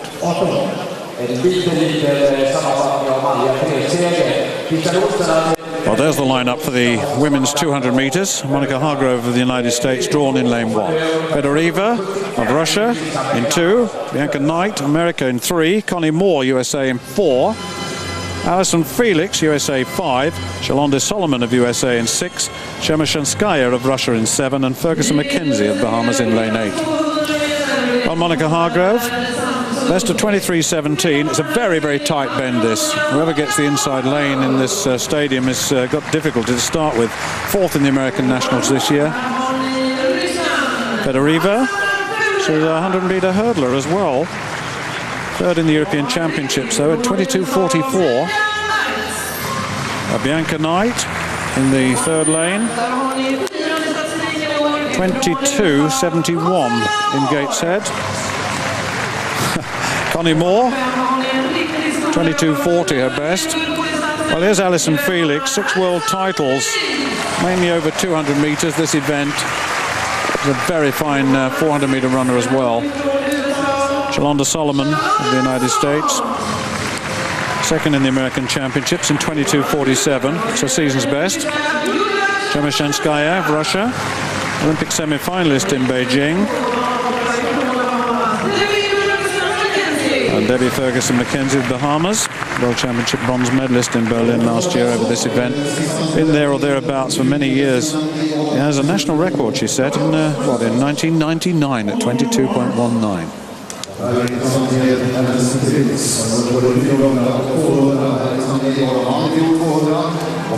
Hargrove, Fedoreva, Knight, Moore, Felix, Solomon, Chemyshanskaya, Ferguson McKenzie. Ni som var här minns ju Beloffet som en absolut höjdpunkt på fjolårets VM-gala. 21.88 i liten kvällskila på Stockholms stad.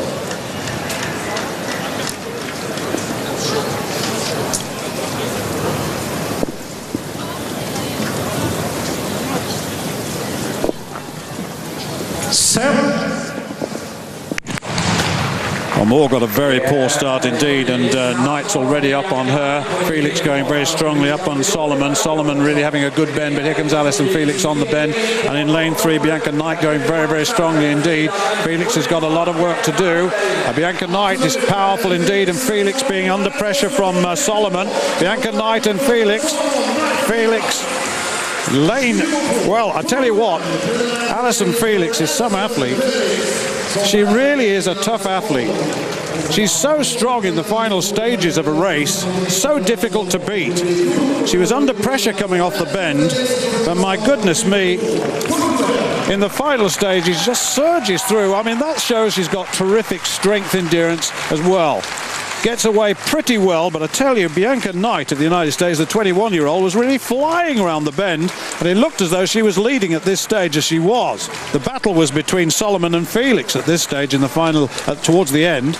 Well, Solomon going very strongly on the outside. They're battling the head rocking from side to side. Felix, poetry in motion, though, very, very smooth indeed. Uses all that strength of a 400-meter runner to ease through to the line there and hold her form well, Stuart. But let's not forget, she's run under 11 seconds too. She's a 10.8 100-meter sprinter. She's got everything that's needed to be really supreme at 200 meters. That's why she's 3 times world champion. But probably a bit closer than she expected, I have to say. She certainly had to work for that, no question. 22:41.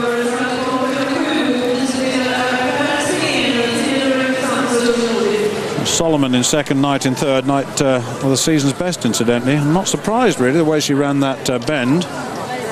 Very, very powerful off the bend. But Felix is a champion in every sense. Well, Svetlana Feofanova, second time clearance at 4:61. Here she goes, third attempt at 4:71 here for the Russian. European champion last week. Oh, that's nice. Beautiful clearance from Feofanova. Yeah, she loves it. She's really enjoying herself in the absence, of course, of her compatriot Bisinbayeva. It's well known that they don't get on too well. But that from Feofanova, very, very encouraging indeed. Good consistency she's hitting at the moment. Twice European champion now. And you have to admire her longevity, despite the onset of the Isinbayeva years and the total dominance of her compatriot over the last 4 or 5 seasons. Well, this is the third round of the javelin. Well, Torkelson then looking to extend his lead if he can. He really hits it. Now just look, he moves away from the line, and you can tell that he's not entirely happy with that. It's okay, he says, and he's pretty relaxed about it. That's going to be probably his best throw thus far. He's a very fast arm, gets a good strong base, but you know this event's all about timing, and if the timing's slightly out and the elevation of that javelin's slightly out, he's quite happy with it within the conditions here. He's a very sociable fella. You meet him in the hotel, he'll sit down and chat, talk to you about all sorts of things. Well, here's a replay of that finish from Felix. Look how calm she is. Might have caught a glimpse there of the athlete just to her right, the left of picture. That was Shalonda Solomon, straining to try and get one over on the supreme half-lap runner. Well, there's the result of the 200 meters. Felix 22:41, Solomon 22:51, and Knight, season's best, 22:59 in third.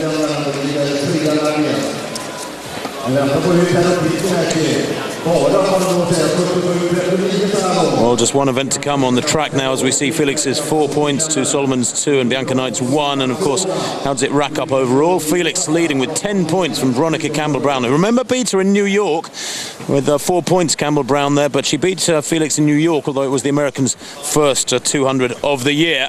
One event to come, and that is the men's 5,000 meters.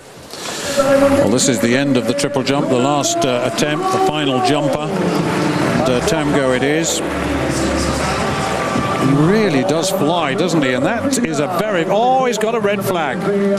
He's got a red flag, and that was much, much better. I remember watching that New York attempt at 17.98, just 2 centimeters off the... But 17.36, he's got it. 17.36.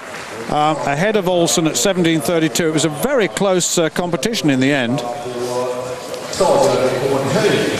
But there are the rest.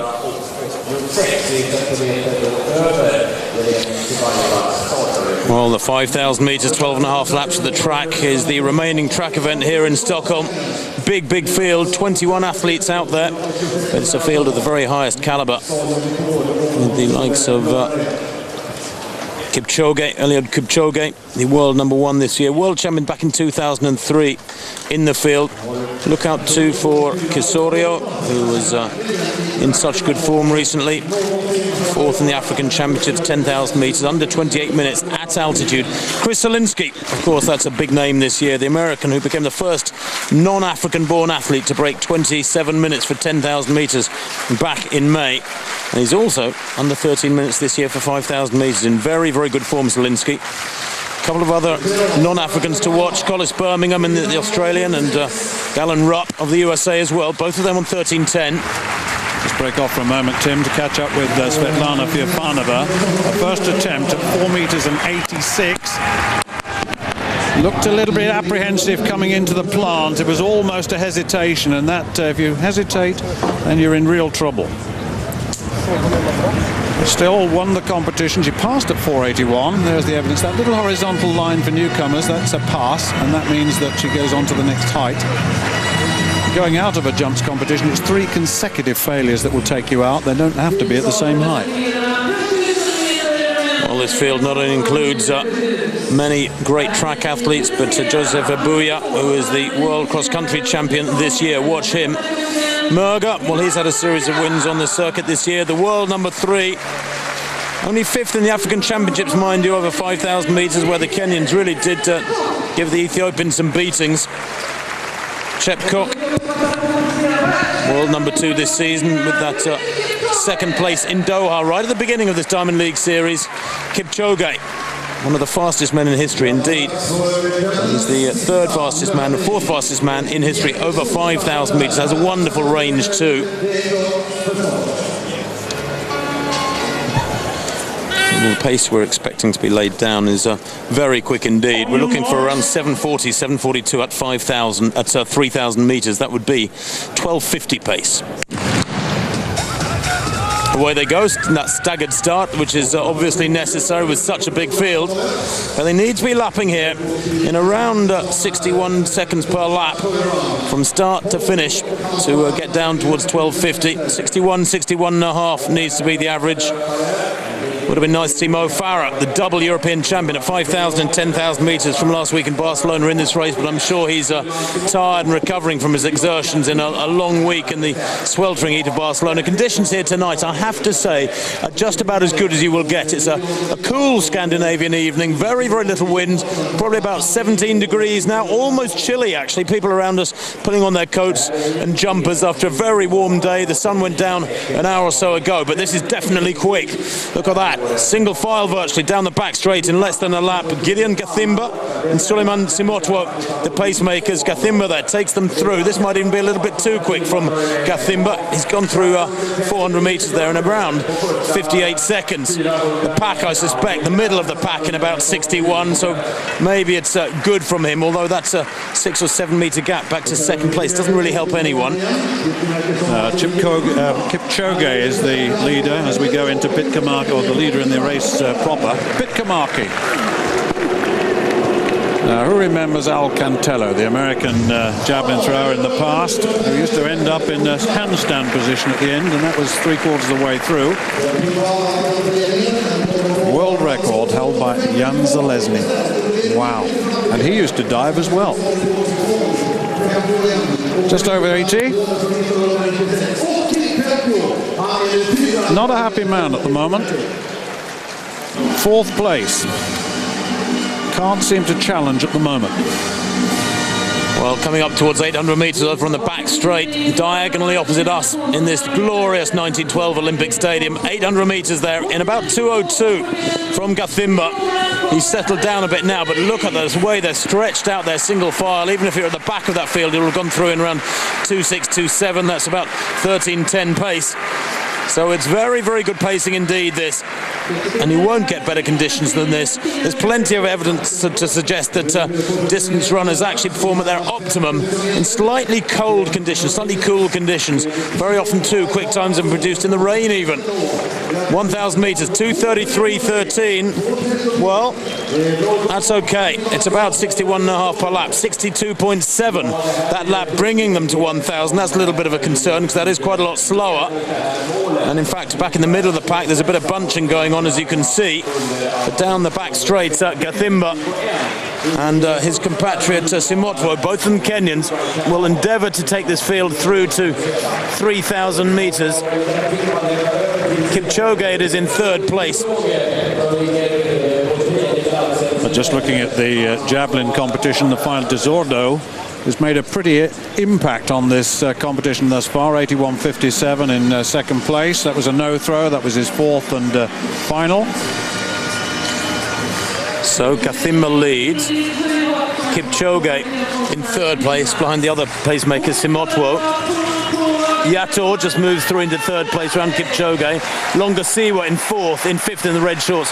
Choge behind them in sixth in the blue, and they come through after a 60.8. Well, that's a shame, because the previous lap was 62.7 and they've run a 60.8. That's a little bit of seesawing, and it's not ideal. That's almost surging. It's certainly not the most economical way to run. One of the athletes who's fared pretty well in 5,000 metre races this season is Merger. Now, Merger's about 8 from the back. He's not really taken account of the surges that you mentioned, and but he's someone that will work his way up towards the front in the final stages of this race. He's always been there or thereabouts, and it gradually makes his way to the front as Torkelson takes his fourth and final throw.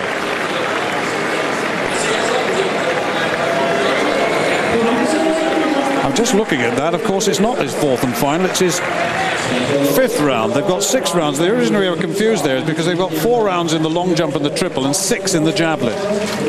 So apologies for that. So they're still doing battle.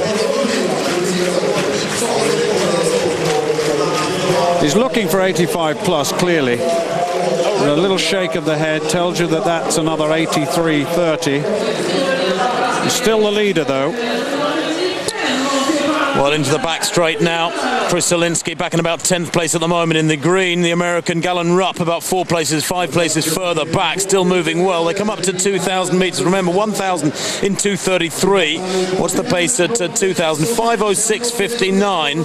That's a 2:33 as well, but it wasn't a particularly evenly run 1,000, that second segment. So let's hope that they can settle down with a bit more rhythm now as they come around the top bend. There's a little bit of bunching. I just wonder whether or not they are, in fact, slowing again here, because coming into the straight. Well, the pole vault in its final stages now. Second attempt at 486. We saw that was pretty well the same as the first one, and not really accelerating into the plant. And of course, once that happens, then there's a real problem. She's got one more attempt at this. We'll see. Well, there's a distinct bunching as they came down in front of us just now. You can see, what, about 15 athletes in that group, with towards the back of the group, and running 2 abreast, and yet they are moving well. They're still on something like 7:45 pace, 7:43 pace. Simotwo is who's taken over the pacemaking duties. Kathimba's job done. Kipchoge looks very comfortable. He's a lovely athlete. I love seeing him chugging along.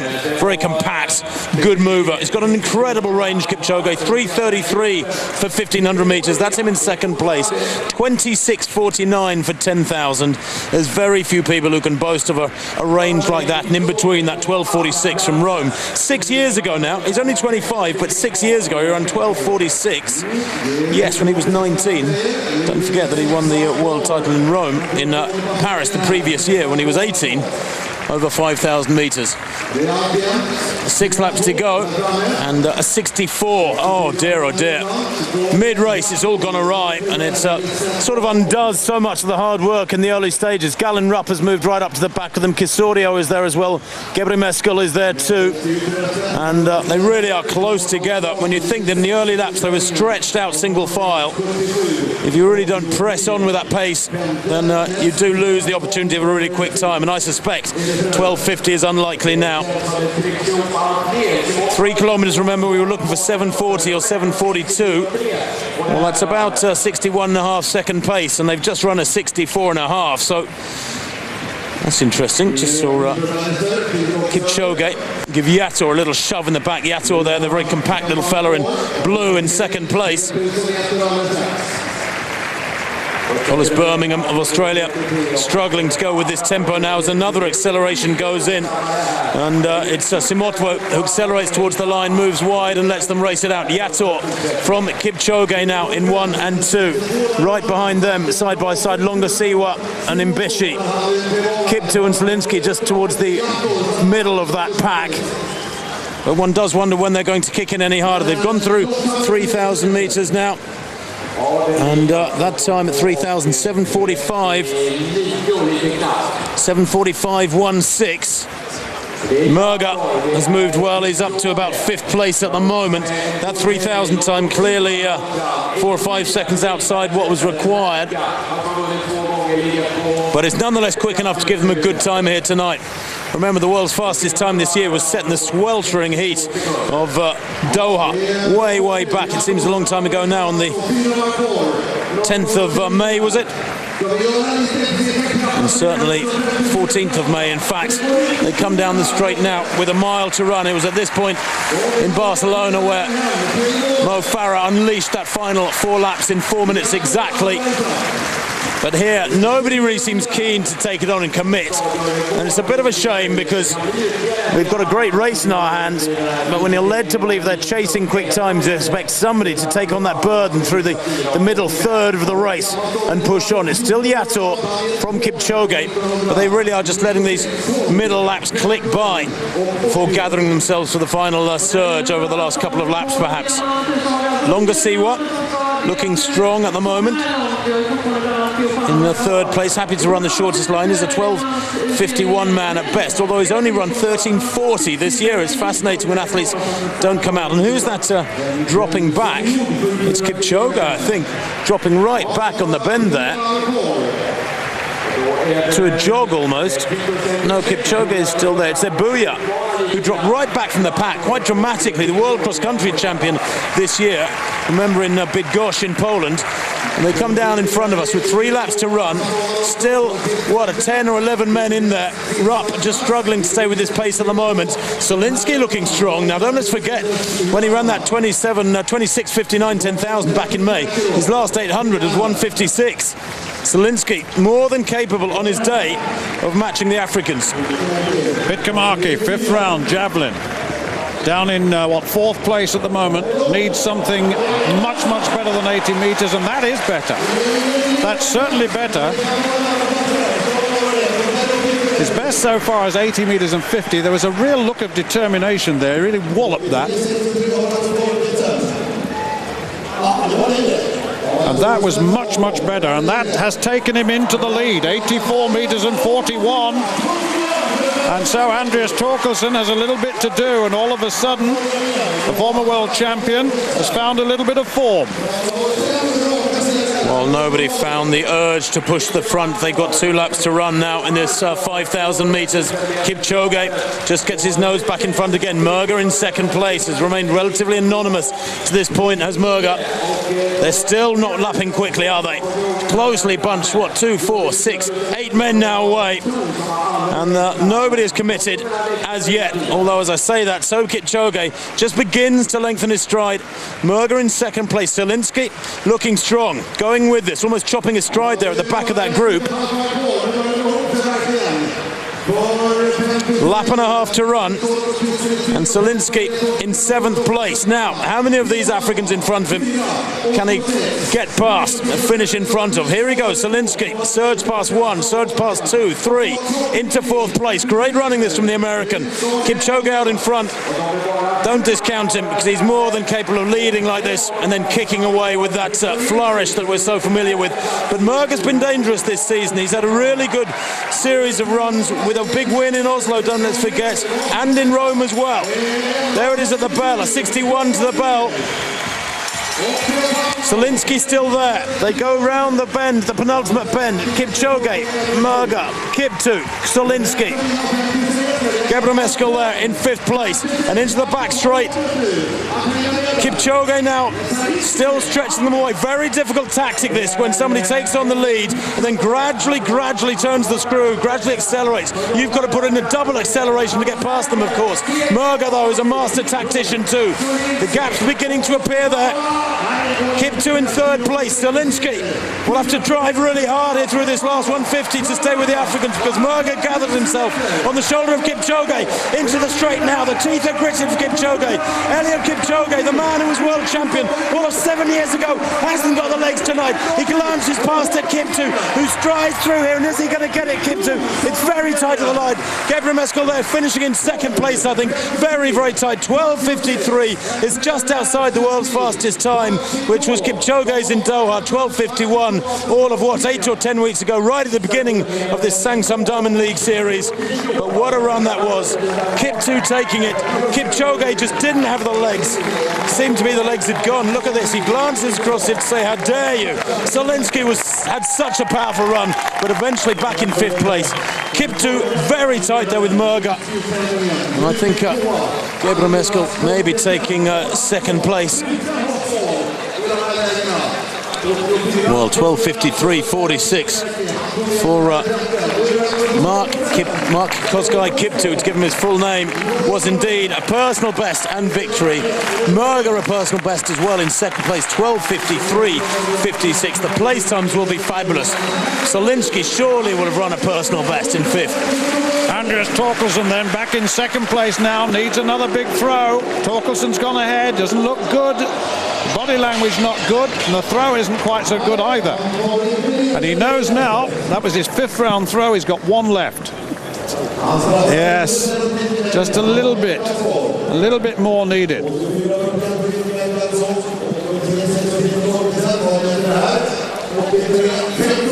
Well, 1 throw left, and the double Olympic champion finds himself in 2nd place, the European champion in 2nd place.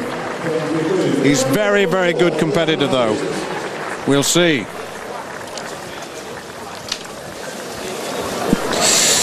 Well, you have to say, all credit to Pitkämäki tonight for picking himself up after 3rd place last week, Stuart, and shocking the Norwegians. And one Norwegian in particular. Theofanova then in this vault. And the height is interesting. It's 4.86. It's her 3rd attempt. And the reason she's chosen this is that Isambayeva's meeting record is 5.85. And they're not that friendly. Well, this would be one in the face. No, it's not to be. The meeting record stays safe at 4.85. But Theofanova there winning tonight with 4.71 at the 3rd attempt from Spiegelberg. He cleared 4.61 at the 2nd attempt. So you stay ahead of Fabiana Moura. Not a good evening for Moura, frankly. 3 failures at 4.61 after her clearance at 4.51. A very brief competition, in effect. 4 vaults for the Brazilian, only one of them good. Svetlana Theofanova has had a very good evening in her vertical event, and this another vertical discipline. Blanka Vlasic, supreme once again. Shante Lowe's challenge knocked back by the Croat. 2:02 for Blanka Vlasic ahead of the American Shante Lowe, 2 meters exactly. Emma Gren tonight looking a little tired in 3rd place with that 194 after her silver medal in Barcelona at the European Championships.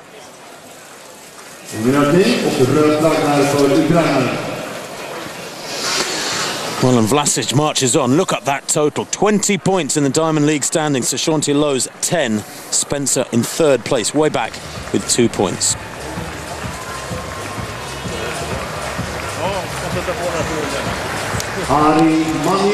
The crowd sitting back. Still some javelin throwing to go. This is the part of the world where they love it so. But Theofanova's had a good day, winning this vault competition. There is the result. 4.71, Spiegelberg 4.61, Mura 4.51, well down today.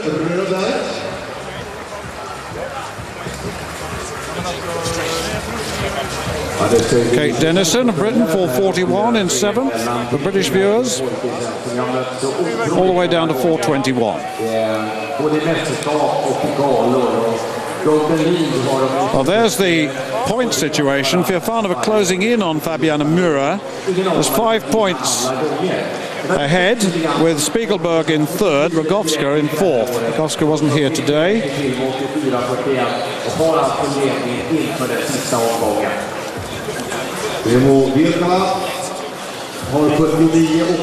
But a very, very attentive crowd here. Very knowledgeable. And they do love their field event. They really do. And to see the shot put in the centre of the city yesterday was a real exhibition event for them, which they thoroughly enjoyed. The feedback has been terrific. Some of these city centre events now are taking hold. The javelin, Pitkämäki next to go. It's 6th and final round. The leader. Now, we haven't said that for a while. started with 77.39, then 76.90, a no throw, 80.50, and then the 84.41. Now, on the basis of that, let's see if he can let one really fly now and get beyond the 85-meter mark. He really walloped that. I'm not sure from his body language that it's good, and I think there's the evidence. It's just down on the 80-meter mark. But he'll wait and see now. That's not as good. So his fifth round throw of 84.41 will be the one. Really attacked it. Timing out. It's such a fine art, this throwing of the javelin. 800 grams in weight. The design has changed many times. Once the javelin started to be thrown beyond 100 meters, which it was in Oslo, that became very dangerous, and so they moved the center of gravity of the javelin so that it came down a little earlier. And we'll see now, what can Matthias de Zordo do here? He is dangerous, there's no question about that. Silver medalist in the European Championships. He's got the credentials now. He's on the back of that confidence.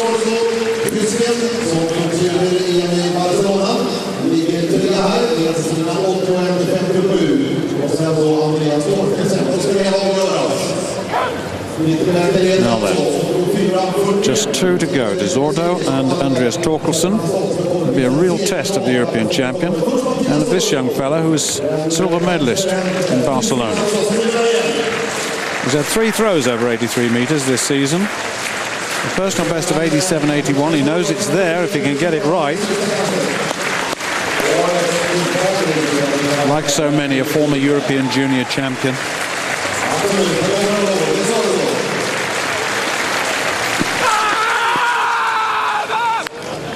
He really walloped that one.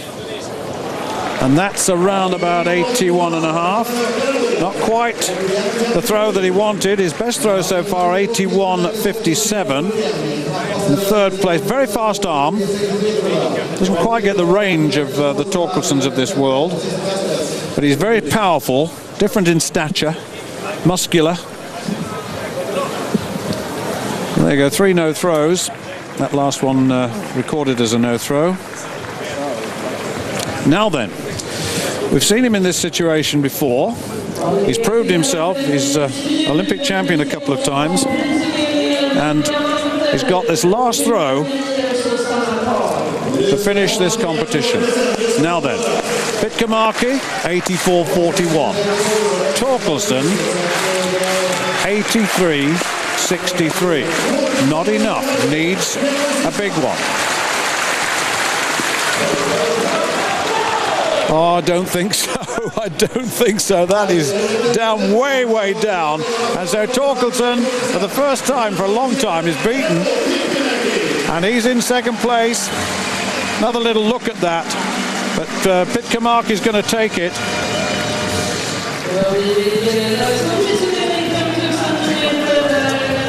Good competition, though.